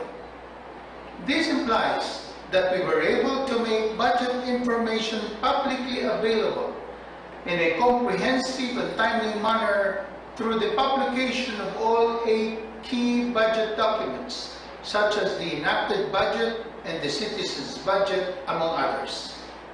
The Philippines is also the only country in the world where citizens are part of the auditing team. This is being done through the Citizen Participatory Audit Program of the Commission on Audit. The CPA program was expanded to include implementation validation of audit recommendations by COA and CSO representatives. The Commission also conducted 6 CPA dialogues and engagements in 2019. Because of all these efforts, the Philippines remains to be recognized as a global leader in the open government space and in our experiences that are continuously being shared and cited in various global and regional platforms such as the Open Government Partnership, Global Initiative for Fiscal Transparency, the Association of Southeast Asian Nations, and the Asia-Pacific Economic Cooperation, among others. Ang lahat po ng ito ay nagawa ng gobyerno dahil na rin sa tulong ng iba't ibang grupo at organisasyon na marapat lamang na ating pasalamatan. Let me therefore also acknowledge the contributions made by the private sector, the civil society organizations, people's organizations, our development partners, the academia, media, and by the citizens themselves in this fight against COVID-19. They have contributed cash, food, and non-food assistance, such as cash subsidies, food packs, relief goods, medicines, medical supplies, PPEs and testing kits, quarantine facilities and necessities, among others, to help those affected by the pandemic. These contributions have enormously helped the government manage the health crisis and mitigate its impact. Kaya naman, maraming salamat po sa lahat ng inyong kontribusyon at ng inyong tulong. Even with all these initiatives and accomplishments, though, President Duterte highlighted the challenges we continue to face time and again. And these are: 1, improving frontline service delivery; 2, building open and responsive public institutions; and 3, increasing mechanisms for information dissemination. That is why, for our future directions, we aim to undertake a more strategic and convergent approach in promoting participatory governance through the revision and enhancement of the clusters, programs, and projects under the PGC roadmap. Moreover, bulk of the fiscal year 2021 budget will be reprioritized towards saving lives and protecting communities while making our economy stronger and more agile by further buttressing the healthcare system, ensuring food security, and enabling digital government economy, as well as helping communities to adjust to the new normal. Given the risks and the unknowns we face during this pandemic, we acknowledge that so much more needs to be done. At para po patuloy nating malabanan ng COVID-19, kailangan po ng gobyerno ang tulong ninyo. Our way towards a new and better normal must be all about using evidence-based and faith-based approach in our responses and about delivering more concrete, felt, and transformative results through citizen participation. Closing feedback loops, promoting active participation, and ensuring sustainability and irreversibility of our successful reforms. Through a much stronger and genuine participation and partnership with our citizens, we at the Participatory Governance Cluster of the Cabinet will take more concrete action steps to ensure that the government remains transparent and efficient response to the needs of our citizens during this critical period. Since at the end of the day, what matters most for our citizens is to know and truly feel that the government is there for them, we will deliver efficient and effective public services, listen and respond, and serve and protect and give the most that the government can. Uulitin ko po, nandito lang ang gobyerno na handang makinig at damayan kayo at higit sa lahat, ipadama ang patuloy na pagkalinga para sa inyo. Tayo po ay magtulungan na labanan ang COVID-19. And with the love, mercy, and compassion of our Almighty God, we shall overcome. Maraming salamat po ug sa makausapa, mayong hapon kaninyong tanan. God bless us all. Ating narinig po ang mga ulat mula sa Human Development Cluster at Participatory Governance Cluster. Maraming impormasyon ang naibigay po sa atin ngayon, ngunit may mga katanungan pa rin ang taong bayan. Kaya naman, we will open the floor to questions that are frequently asked to our clusters. Mga kasama natin via Zoom, sila Secretary Rolly Bautista, Secretary Francisco Duque III, Secretary Isidro La Peña, Secretary Fortunato de La Peña, Secretary Leonor Briones, Secretary Silvestre Bello, Secretary Noel Felonco, Secretary Francisco Acosta, Secretary William Dar, Secretary John Castriciones, Chairperson Prospero de Vera, Chairman Alvin Feliciano ng PCUP, Commissioner Sandra Montano ng PCW, Undersecretary Jesus Mateo ng DepEd, Undersecretary Maria Rosario Vergere, Undersecretary Gerardo Bayugo ng DOH, Undersecretary Antonio Gallardo ng PLLO, Secretary Hermogena Esperon, Assistant National Statistician Wilma Guillen ng PSA, Undersecretary Janet M. Lopez ng MINDA, Undersecretary Marilyn Pintor ng DSHUD, Speakers Secretary Eduardo M. Año, Secretary Wendell Avisado, Secretary Ramon Lopez, Undersecretary Rosemary Edilion ng NEDA, Secretary Fortunato de la Peña ng DOST, Secretary Diones, sama pa rin po natin Attorney Sai Damen Pangarungan ng NCMF, Undersecretary Jesus Mateo ng DepEd, Undersecretary Jacinto Paras ng PLLO, Assistant Secretary Christian Ablan ng PCOO at FOI, at si Cabinet Secretary Carlo Nograles. Unang katanungan po natin para kay Cabsec Nograles. How do you ensure unity and coordination within the clusters in the attainment of the administration's overall objectives and goals? Maraming salamat, Secretary Martin. Actually, ang ating mga clusters, meron po silang Cabinet Cluster Secretariat. So, bawat cluster, meron po tayong secretariat doon. At meron din po tayong tinatawag na Cabinet Cluster Secretariat System kung saan nagmi-meeting ang lahat ng secretariats ng lahat ng clusters para pag-usapan kung ano na yung mga updates and accomplishments at ang mga commitments ng bawat cluster at syempre para synchronized at coordinated ang lahat ng mga efforts po natin. Pangalawa po, meron din po tayong syempre sinusuportahan natin ang convergence budgeting. So kung saan meron mga programs, activities, or projects na pwedeng mag-converge between and among different agencies and departments, ito po yung binibigyan din natin ng kinaukulang suporta, no? At ang DBM, sinusuportahan din na itong convergence budgeting, syempre. Pangatlo po, meron din po tayong tinatawag na Cabinet Assistance System kung saan yung mga matters, issues, and concerns na kailangan pong desisyonan ng ating Pangulo o maging ng kanyang gabinete ay pinag-uusapan po natin doon sa Cabinet Assistance System.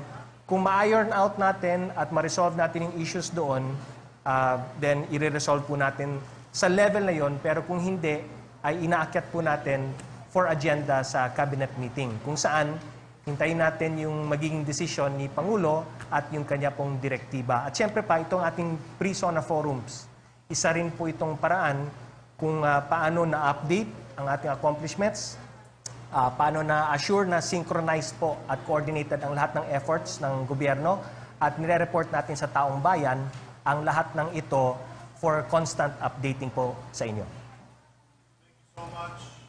Cabinet Secretary Nograles, ang susunod po nating katanungan ay para po kay DSWD Secretary Rolly Bautista. What is the DSWD's effort to cushion the impact of COVID-19 and prepare for future pandemics?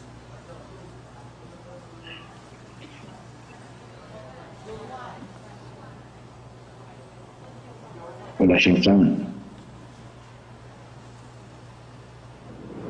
To the Bayanihan to heal us one up, the DSWD has been mandated to implement social amelioration measures to provide subsidy for the basic necessities and ways for the recovery of most affected families and individuals.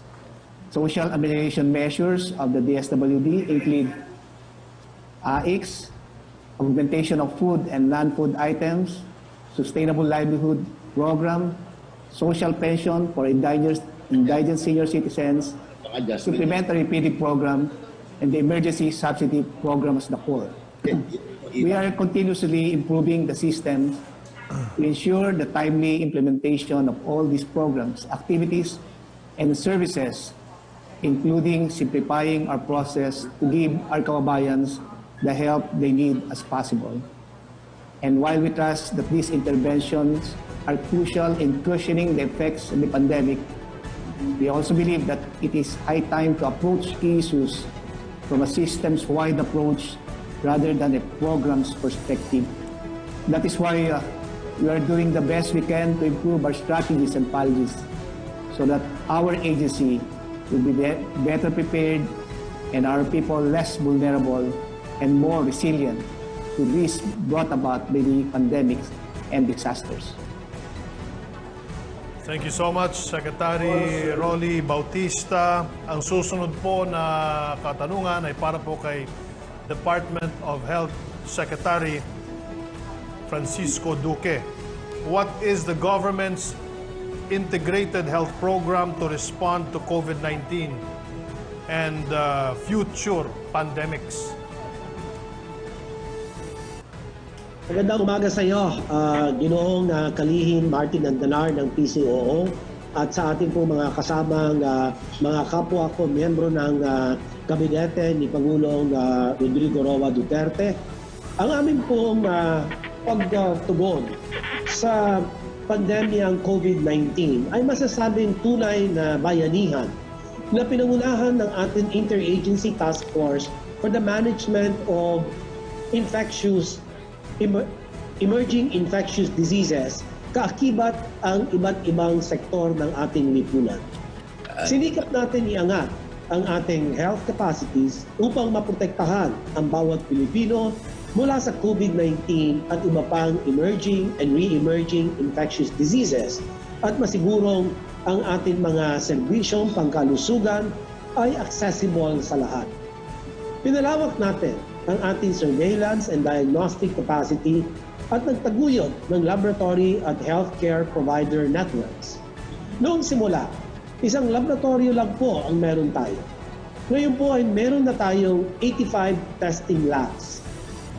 Meron tayong higit sa 15,000 kama sa mga ospital para sa COVID-19. Iba pa rito ang higit na 100,000 kama sa ating quarantine facilities o ang mga temporary treatment and monitoring facilities para sa ating mga kababayang may mild symptoms. Yung mga pagaling na at yung mga naghihintay ng test results. Bilang technical at regulatory agency, pinagsama-sama natin ang mga pinakamahuhusay na eksperto sa bansa upang mabigyan tayo ng masusing rekomendasyon base sa best available evidence. Atin inorganisa ang Technical Advisory Group at Sub-Technical Working Group on Data Analytics upang suportahan ang national government sa pag-manage at pag-translate ng mga datos upang maging polisiya at mga guideline na tutugon sa pangangailangan ng mga tao. Naglabas din tayo ng mga polisiya para mabigyan direksyon ang ating pagtahak sa new normal. Meron tayong minimum public health standards na naglalayong gabayan ang publiko at iba't ibang sektor sa pag-implement ng mga preventive strategies katulad ng tamang paghuhugas ng mga kamay, ang pagsuot ng mask at pagdistansya sa 1 metro para maibsan ang banta ng COVID-19. Ang minimum health system capacity standards naman ang naglatag ng minimum targets para sa health, human resources, infrastructure and equipment, and commodities and supplies para masiguro na ang lahat ng suspect, probable at confirmed COVID-19 cases, pati na rin ang close contacts ay nadidetect, isolate, at treat. Bilang bahagi ng ating strategic communication, ginamit natin platform ang traditional at emerging media upang ipabatid ang mahalagang impormasyon, kalusugan sa mga mamamayan. Sa pamamagitan ng mga daily presser, DOH COVID Tracker at data drops, binigyan natin ng karampatan at napapanahong impormasyon ang publiko. Inilunsad din natin ang BIDA campaign bilang bahagi ng ating mga strategic communication initiatives upang maipabatid ang mahalagang impormasyon, pangkalusugan at mahikayat ang publiko na magsagawa ng mga mahalagang practice upang maiwasan ang pagkalat ng COVID. B. Bawal ang walang mask. I. Isanitize ang kamay. Iwas hawak sa mga bagay. Ang D naman, dumistansya ng 1 metro. A. Alamin ang totoo. Habang tayo po ay nakikibaka sa pandemyang ito, kailangan natin siguraduhin na atin ma-deliver ang mandato ng universal healthcare kung saan tayo ay magsishift sa primary care-oriented, integrated healthcare delivery network. Ngayon natin pinaiigting ang pag-integrate ng Philippine Health Facilities Development Plan at Human Resources for Health Master Plan. At habang tayo ay nagsisikap na bumangon muli, binubuo naman natin ang ating kapasidad na palakasin ang ating public health system, partikular na ang ating mga local government unit bilang mga primary responders. Atin isinusulong ang pagtatayo ng ating sariling Philippine Center for Disease Control and Prevention, kasama ang pinalawak na Health Promotion Bureau. At habang hindi pa available ang bakuna para sa COVID-19, atin pinalalakas ang ating vaccine delivery system bilang paghahanda sa malawakang pagbabakuna sa ating populasyon. Kasama rito ang ating sistema para sa mga bakunang kasama sa ating National Immunization Program. Tayo ay nagsusumikap na magtaguyod ng health system na makatugon na nagbabagong pangangailangan ng mga Pilipino na hindi lamang passive beneficiaries of health services kung hindi aktibong nangangalaga sa kanilang kalusugan at nagtataguyod ng kanilang karapatang pangkalusugan. Bilang isang nagkakaisang bansa, ating tatahakin ang universal healthcare bilang susi sa ating new normal. Thank you so much, Secretary Duque. Ang susunod po na katanungan ay para po kay Silvestre Belio III, Secretary of the Department of Labor and Employment. What livelihood programs or employment opportunities are available for displaced OFWs?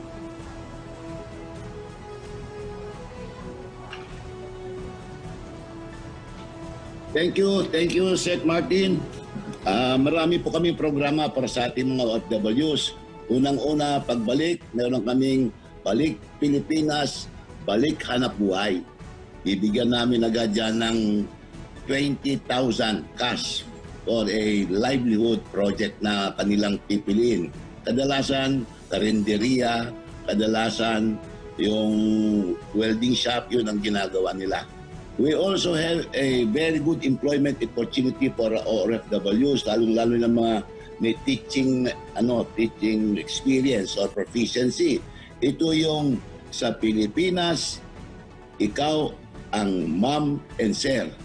Kapartner ko dito yung seatmate ko si Secretary Liling na meron kaming usapan doon sa Memorandum of Agreement na yung aming OFWs ay dapat bigyan ng priority sa teaching profession nila.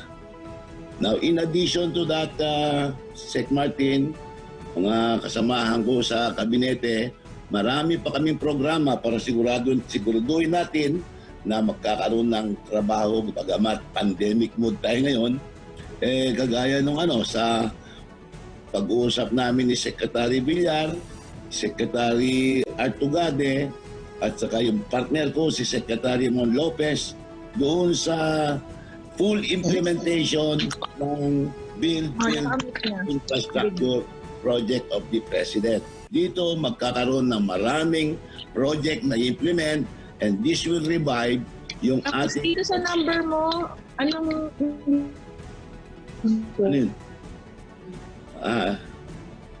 Yung this will revive the construction industry and we hope to generate not less than 400,000 working opportunities. Kausap namin dito yung mga leaders ng construction industry and they committed to us that they will not only hire our construction workers, they will see to it na ma-maximize yung availability of work by manualizing yung work rather than mechanizing the work. So sa halip na bibili ng bako, mag-hire na lang ng additional 50 workers. Meron din tayong programa na yung DOLE Integrated Livelihood Program. Ito yung bibigyan namin ng livelihood project ang mga OFWs, even yung mga ordinary workers, bibigyan din namin.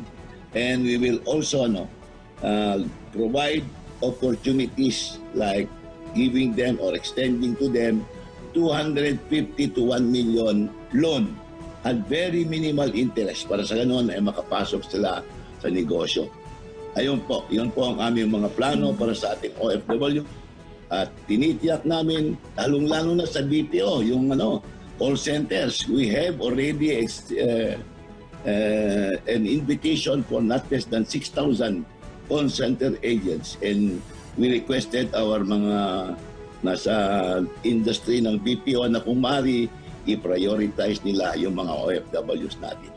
Yun lang, Sec Martin. Thank you very much. Salamat, Sec Bebot Bello. Ang susunod po natin na katanungan ay para po sa TESDA kay Secretary Isidro La Peña.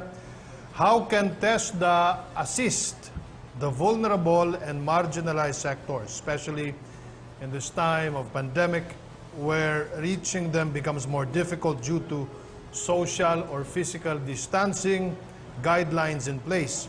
How can we ensure their unhampered access to TESDA programs and services? Maraming salamat, Secretary Martin at saka sa mga kasamaan ko sa kabinete. Magandang tanghali po sa inyong lahat. Ang TESDA, being the lead agency for the Poverty Reduction, Livelihood and Employment Cluster or PRLEC ng National Task Force to End Local Communist Armed Conflict, is in close coordination with the local government units and in support of our LGUs and other PRLEC member agencies in convergence in livelihood programs for the more affected and vulnerable communities such as the indigenous people and their communities, mga former rebels, at ang mga beneficiaries ng Pantawid Pamilyang Pilipino Program. Ang TESDA training centers natin have resumed the provision of programs and services and are now going to the communities following the approval of IATF in the resolution number 47, June 19, dated June 19, 2020. On agriculture and food production, we engage the communities in organic crops farming and livestock production through training com production. Of course, this is in partnership, in close coordination, collaboration with the Department of Agriculture. This is to ensure food security and sustainability as their produce is a viable food source, especially during this time of pandemic. Marketing programs are also included in the trainings to empower these communities to be able to effectively sell their products, or what we call agripreneurs, agripreneurship. Several projects are being undertaken, particularly in the identified priority barangays all over the country, as part of the whole-of-nation approach to end local communist armed conflict. One success story is about the AGAC centers in Region 11. AGAC stands for Amuma o Giya Alang sa Kahumagaway, or Care and Guide for Stability Centers. The AGAC Center, which is a product of public-private collaboration, is established to provide the IPs access to daily necessities such as electricity, communication, and even support for our economic activities. The centers are equipped with solar power generators and computer wireless connectivity. At present, 7 AGAC centers have been established in Davao region. We also have skills training tailor-fit for the IPs to support their sustainable development while preserving their culture. These are embroidery, mat weaving, basket weaving, beadworks, and handloom weaving are some of our training for the IPs. And we are also expanding our livelihood assistance through the project IPs. Ang ibig sabihin ng IPs ay indigenous people empowered as agripreneurs towards a collective end in collaboration with the National Commission on Indigenous People. An orientation on the pandemic crisis and how to be protected from the virus through proper sanitation and hygiene is also included in the trainings provided by TESDA. We are also working with the Department of National Defense and the Philippine National Police to train uniformed personnel so that they could eventually provide trainings to our former rebels, to our indigenous peoples in their area of assignment. As of 13 July 2020, more than 300 uniformed personnel have undergone trainings on various qualifications. This is bringing the uniformed personnel closer to our IP communities.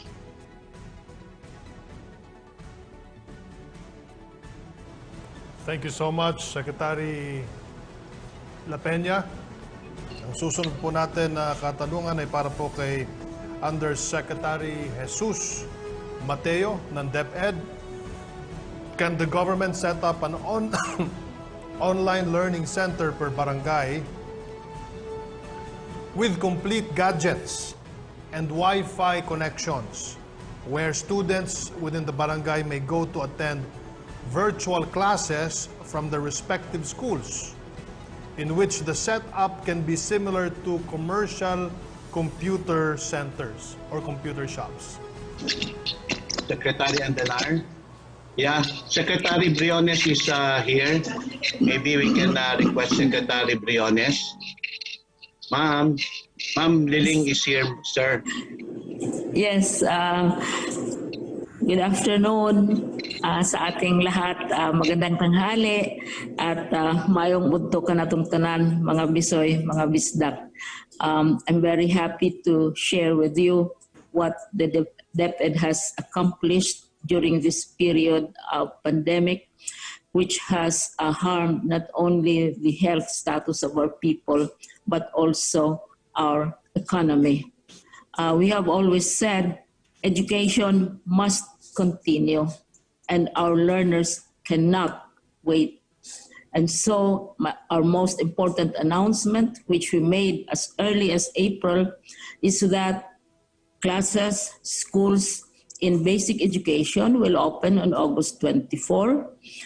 We have already developed as early as April also our learning continuity program, which means that learning will continue, COVID or no COVID, economic difficulties or no economic difficulties, may bagyo, may lindol, o may baha, patuloy ang edukasyon. Now, ang latest enrollment numbers natin, tomorrow will be the last day of enrollment, but there are also provisions for late enrollment, which are already in department issuances. As of this morning, practically 3/4 of our enrollees last year have returned. So we have a total already of 20,220,507 learners who are already registered with us. And more will be coming tomorrow, and many more will even take advantage of the late enrollment policy of DepEd, which has always been there. Also, I'm happy to report that for our alternative learning systems, 257,220 learners have enrolled in spite of the fact that our working learners, itong mga nawala ng trabaho, are still in the process of adjustment to their new situation. They have enrolled also in our program. We say that education must continue. To go to the question about gadgets, ang ating strategy dito, dahil ang ating presidente, nag-declare siya ng policy na walang face-to-face learning muna hanggat hindi pa natin fully controlled ang COVID pandemic. Kaya ang ating polisiya ay blended learning, kung saan mayroon tayong online platforms, nearly 9 million nakasubscribers sa ating online platforms, kung saan nandoon ang lahat ng mga materyales natin. Pwedeng gamitin ang ating mga gadgets, pwedeng gamitin ang cellphones. There are 179 million cell phones all over the country.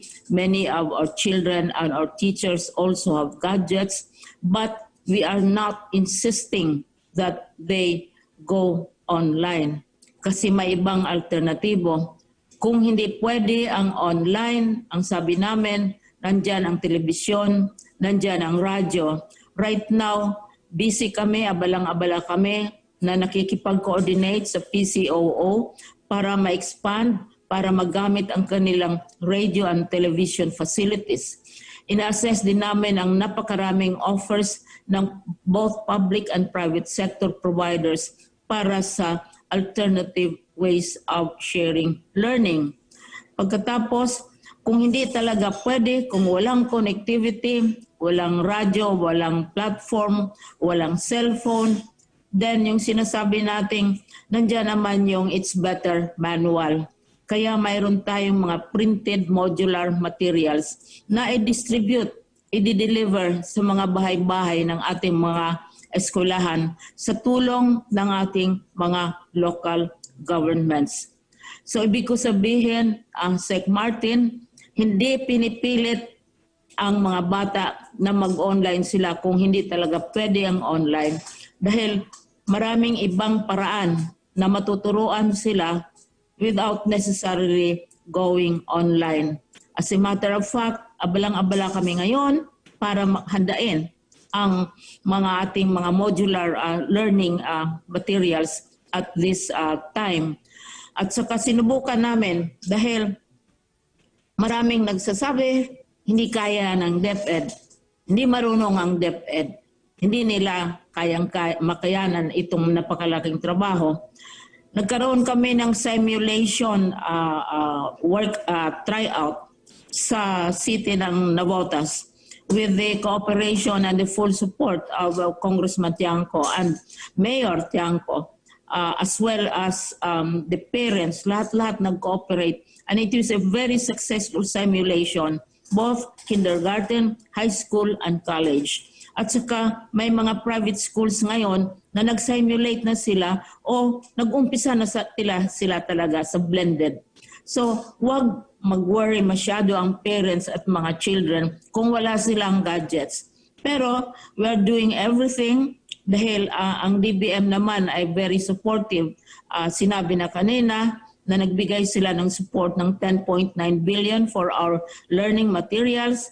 Si Secretary Dominguez naman ay nangangampanya para sa additional gadgets through the international community. At humingi din siya ng mga donations ng radios para sa mga lugar na walang continuity. So ang assurance ko, Sec Martin, as Secretary of Education, hindi pinipilit yung online dahil marami pang choices. Nandyan ang telebisyon, nandyan ang radyo, nandyan ang manual, at nandyan ang mga teachers na mag-cooperate sa parents para magiging successful ito. Pero ang importante, patuloy ang edukasyon. Bubuksan ang ating classes on August 24. Ang question ay handa ba ang DepEd? Ang DepEd ay handa na. Nakita namin yan sa simulation. It will work. Thank you very much. Maraming salamat, Secretary Liling Briones. Ang susunod na katanungan po naman ay para kay DILG Secretary Ed Anyo. Secretary, on strengthening the contact tracing efforts for COVID-19, how will you address the sudden surge in the number of COVID-19 cases in the country, given the current capacity of the government in contact tracing?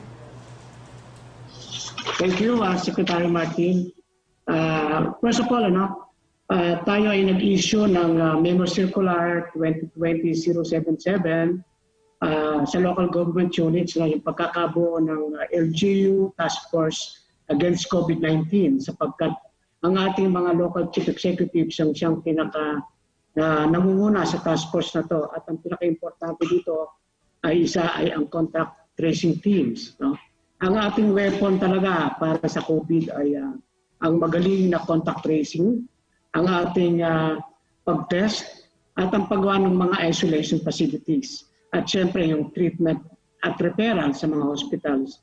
So sa ngayon, meron tayong a total of 4,818 contact tracing teams at binubuo ng 65,574.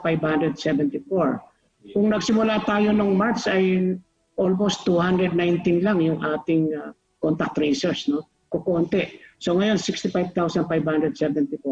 Pero kailangan pa rin natin ng around 80,000 na contact tracers. Kung kaya tayo ay magre-recruit o mag-hire ng additional 50,000 contact tracing members na itatalaga natin sa iba't ibang lugar ng ating Pilipinas. At ito ay hinintay lang natin yung budget nito. Pero ang ating mga areas katulad ng Cebu, National Capital Region, ay patuloy naman na nag-hire ng contact tracers sa programa ng kanilang budget. At ito ay sisiguraduhin natin na magiging epektibo sapagkat dito nakasalalay kung saan natin makikita yung mga contacts, close contacts, yung mga suspects, at para matest sila at mailagay natin sa isolation facilities. Sa ngayon, tulong-tulong ang iba't ibang ahensya, katulad ng SESO, yung mga ATLESO, yung ating tinatawag na City or Local Epidemiological Surveillance Units, ang ating CIDG, ang ating Philippine National Police, Bureau of Fire Protection, ang ating AFP, ang mga health workers, mga volunteers. At itong mga to ay bubuo ngayon sa ating kasalukuyang contact tracing teams. At nakatalaga ito, bawat barangay dapat meron. Sa mga business centers, dapat mayroon din nakatutok dyan na separate na contact tracing teams. At sisiguraduhin natin na makipag-ugnayan tayo sa community. At sigurado natin na matitrace natin at matitest natin at finally ay ma-isolate natin. So for the next coming days, weeks and months, lalo pa tayong magpapaigting at inaasahan natin, mayroon na tayong mga magbibigyan ng trabaho kapag nakapag-hire tayo ng additional 50,000 na contact tracers.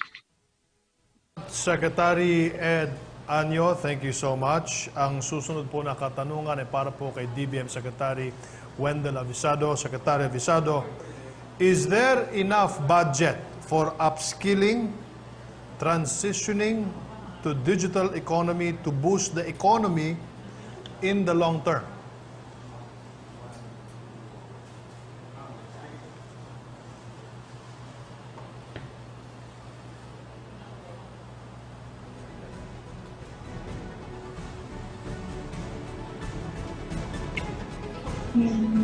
Hindi.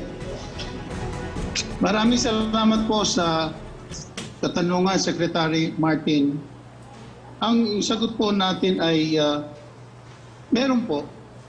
We have, as a matter of fact, one of the priorities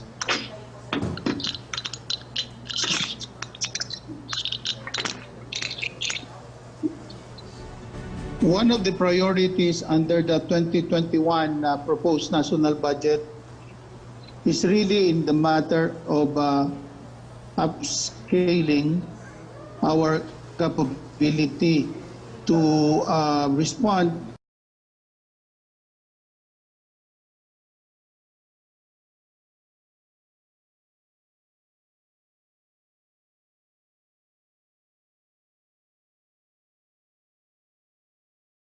to this need now of transitioning to digital economy. The only way for us to boost our economy is to go digital. Kaya naman po, for next year, the government plans to fast-track programs that will promote digitalization of the economy, the health sector, the government and social assistance, among others. For instance, there will be a budget allotted for distance learning under the Department of Education, distance learning systems and the procurement of telemedicine kits, as well as for the conduct of capability building and continuous learning programs, which includes the use of e-learning platforms and digital upskilling. There will also be an increase in the budget for the Philippine Identification System to fast-track its implementation. At ito po at iba pang mga kaakibat na programa that will upskill the government's capability to transition to a digital economy is one of the major concerns of our government, Secretary Martin. Secretary Wendell Avisado, maraming salamat po. Ang susunod po na katanungan ay para po kay Assistant Secretary Chris Sablan ng PCOO at Executive Director ng Freedom of Information. How can the government improve transparency and improve the speed of delivery or delivering public information towards the end of the administration's term? Thank you so much po, Secretary Martin. We're very proud po at the PCOO that we're able to run the Freedom of Information program the way the President envisioned it back in July 2016. But in order to make it faster, we need to adopt a whole-of-government approach. Right now, the executive order is limited only to the executive branch, and we would like it to cover the entire government, including our judiciary, our Congress, our constitutional commissions, as well as our local government units. That's why we are calling on Congress to finally pass the Freedom of Information law within the term of the President. In addition to that, Secretary Martin, we need to improve our records management program. So tying up with the DICT and the National Archives of the Philippines, we will try to improve our digital records management. Those are the ways on how we can disclose information faster to the citizens. Thank you po. Much, Secretary or Assistant Secretary Chris Sablan. Our next question is for NEDA under Secretary Rosemary Edilion. What is the status of the national ID system? Yes, good afternoon, Secretary Andanar. With respect to the status, sa ngayon po talagang pina-fast track po ang implementation of the national ID. In fact, alam po ni Sec Carl na ito yung isa sa marching orders sa kanya ni Presidente. So right now, nandun na po sa stage na yung tinatawag natin na ABIS, the Automated Biometric Information System, is already being procured, and the PSA is also being assisted by the DICT para mapabilis po yung pag-evaluate ng mga magdadatingan ng mga bids na ito. So we're hoping po talaga na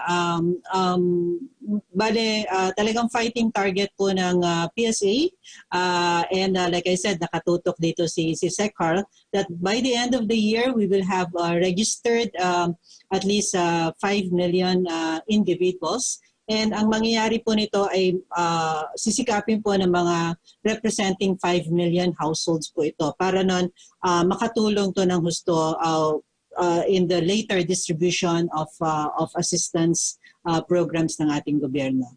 Thank you po. Maraming salamat po sa inyong sagot, Undersecretary De Leon. Ang susunod po natin na katanungan ngayong hapon ay para po kay Secretary Saidamen Pangarungan. Secretary, ito po yung tanong.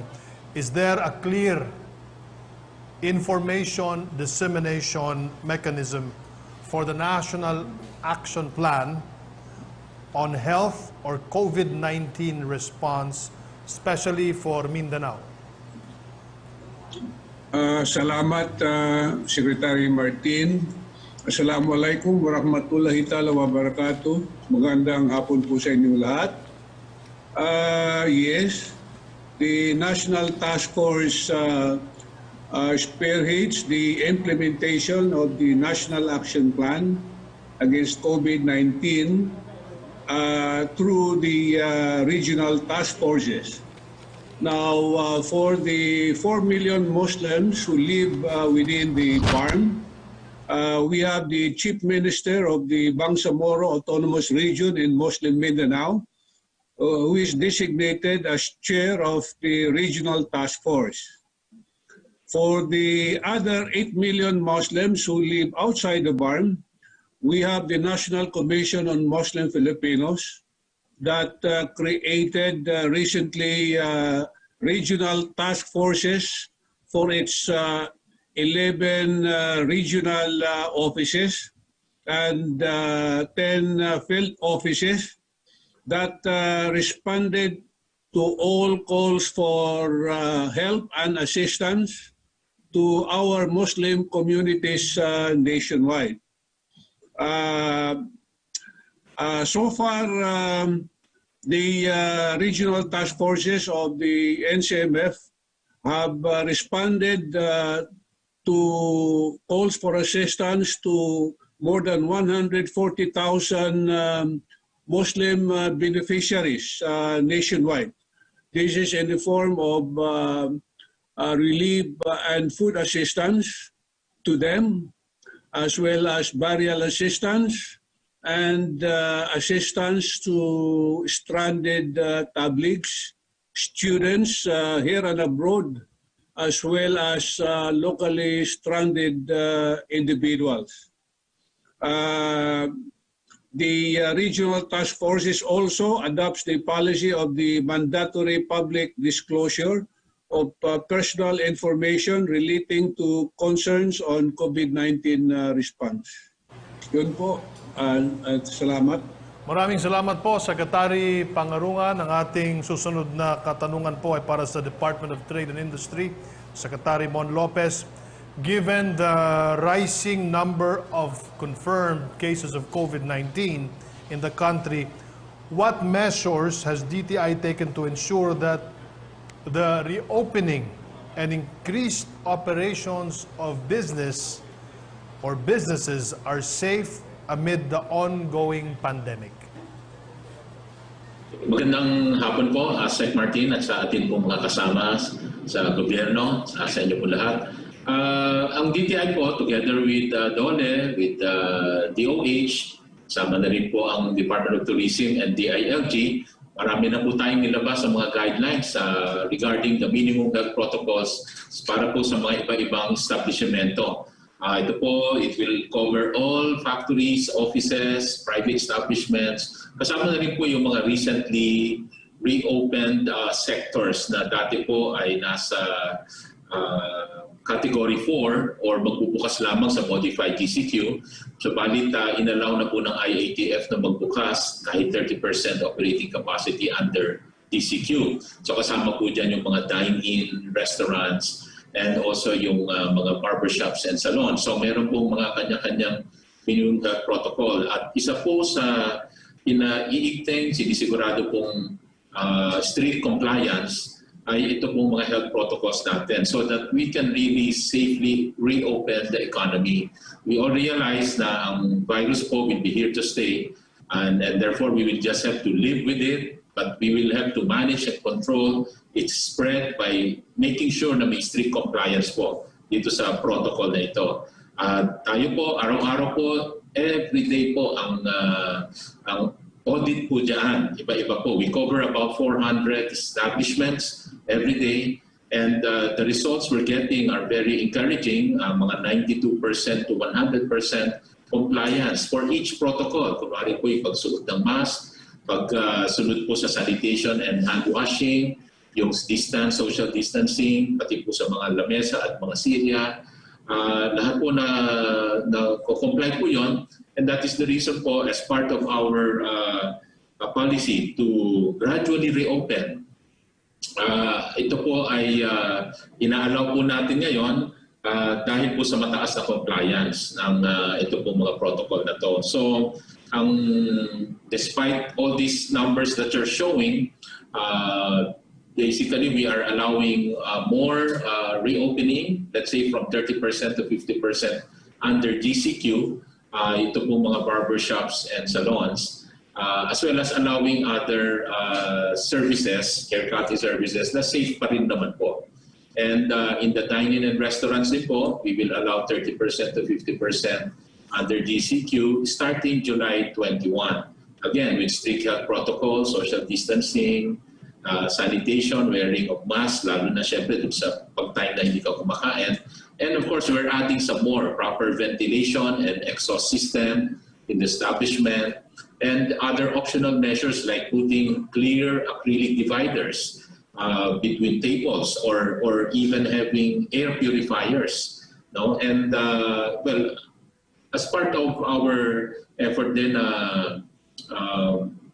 reopen yung economy, we are requesting our mga local government units kung pwede po ay ma-extend lang po yung curfew nila, ibig sabihin kung pwedeng a little later para po ma-allow yung a much later operating hours kahit po mga up to 11 or 12 midnight po yung curfew para we can allow more operations po because more operations means mas malaki po ang income po ng ating mga workers na nandoon.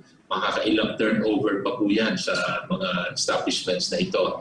Anyway, ang maximum opening naman po, depende rin po sa kanya-kanyang mga negosyo to the extent na may tao pa dun sa lugar na yon. Pero may maximum naman po tayong tinitingnan dito. Maybe maximum of 10 or 11 as operating hours dito po sa mga establishmento na to. Provided po, again, with very strict health protocol. Thank you, Sec. Martin. Maraming salamat, Secretary Mon Lopez ng DTI. And our last question ay para po kay Cabinet Secretary Carlo Nograles. With the last 2 years in office, how are we ensuring that the roadmap of the clusters are in place despite the COVID-19? Salamat, Sec. Martin. Actually, totoo nga, lahat ng mga clusters po natin ay meron po silang sariling roadmap na isinumite at inapprove nga po ng buong gabinete at pati na rin si Pangulong Duterte. Sa ganung paraan, very clearly indicated kung ano yung key performance indicators, ang measurements natin, ang matrix natin, para malaman kung nagsasucceed ba ang bawat cluster dun sa kanyang mga commitments, lalong-lalo na sa mga targets and goals and objectives ng ating administrasyon at pati na rin ni Pangulong Duterte. Pero dahil sa COVID-19, makikita po natin na halos maraming mga programa, proyekto at activities ng iba't ibang cluster ang nag-expand. Tulad na rin yung Human Development and Poverty Reduction Cluster kung saan nadagdagan ang mga programa ng gobyerno bilang pagtugon sa mga pangangailangan ng ating mga kababayan, especially sa health aspect at sa social protection aspect. Ganon din nangyari sa participatory governance cluster. In fact, mas importante na nga ang magiging mandato ng PGC ngayon dahil nasa kanila po ang paglagay ng feedback mechanism at in-depth surveys and interviews para malaman kung ano yung mga panibagong pangangailangan ng ating taong bayan para mas ma-update pa natin ang ating cluster roadmaps. At timing lang din po dahil ating Philippine Development Plan or PDP ay right now undergoing updating for the midterm. At dahil sa nangyari sa COVID-19, ilalagay na po natin dun sa PDP yung mga panibagong pangangailangan ng ating taong bayan. So, ganun din, habang ina-update natin ang ating Philippine Development Plan, ay dapat i-update na rin po natin ang ating mga cluster roadmaps para tayo tumugon sa mga pangangailangan, maging relevant ang lahat ng mga programa, proyekto at activities ng government para tulungan ang ating mga kababayan, lalong-lalo na ngayong panahon ng pandemya. So dito po, ito po yung gagawin natin para mas magiging relevant po ang ating mga clusters sa pagtugon sa ating bayan at para tuloy-tuloy pa rin po ang pag-accomplish natin ng lahat ng mga targets, goals, and objectives ni Pangulong Duterte. Salamat, Cabinet Secretary Carlo Nograles. Maraming salamat din po sa ating mga Cabinet Secretaries. Maraming salamat din sa mga nagbigay ng kanilang mga katanungan. Ang ating bansa po ay dumanas ng mga pagsubok. Simula pa lamang ng taon, mga pagsubok na nangailangan ng pamumunog may tapang, malasakit at paninindigan. Mga pagsubok na nagpatatag sa atin bilang isang bayan. Ngayon, ano ba ang susunod nating hakbang? Narito ang mensahe ni Pangulong Rodrigo Roa Duterte.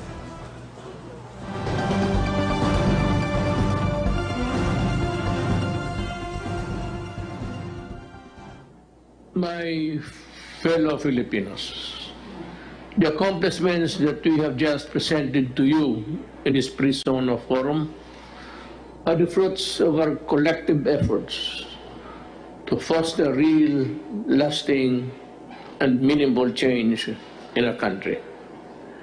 Numerous trials have tested our resolve these past few years, but we always emerge victorious because of our unity and bayanihan as a people. As we look to the future with much hope and positivity, let us continue to work together to build a better and more prosperous Philippines, and for ourselves and the next generation of Filipinos. Mabuhay ang Republika ng Pilipinas. Maraming salamat po sa inyo na nasa tahanan, na nanonood at sumusubaybay sa ating pre-SONA forum. Sa mga secretaries na walang sawang sumusuporta po at nakikisa, salamat po. Huwag kayong aalis dahil pagkatapos ng programang ito ay meron tayong virtual presser kung saan mga katanungan naman na mga kasama natin sa media ang sasagutin ng ating mga butihing lingkod bayan. Sa susunod na linggo, atin namang makakasama ang Climate Change Adaptation, Mitigation, and Disaster Risk Reduction Cluster at ang Security, Justice, and Peace Cluster. See you next week. Ito po si Secretary Martin Andanar para sa Tatak ng Pagbabago 2020, the Pre-SONA Forum.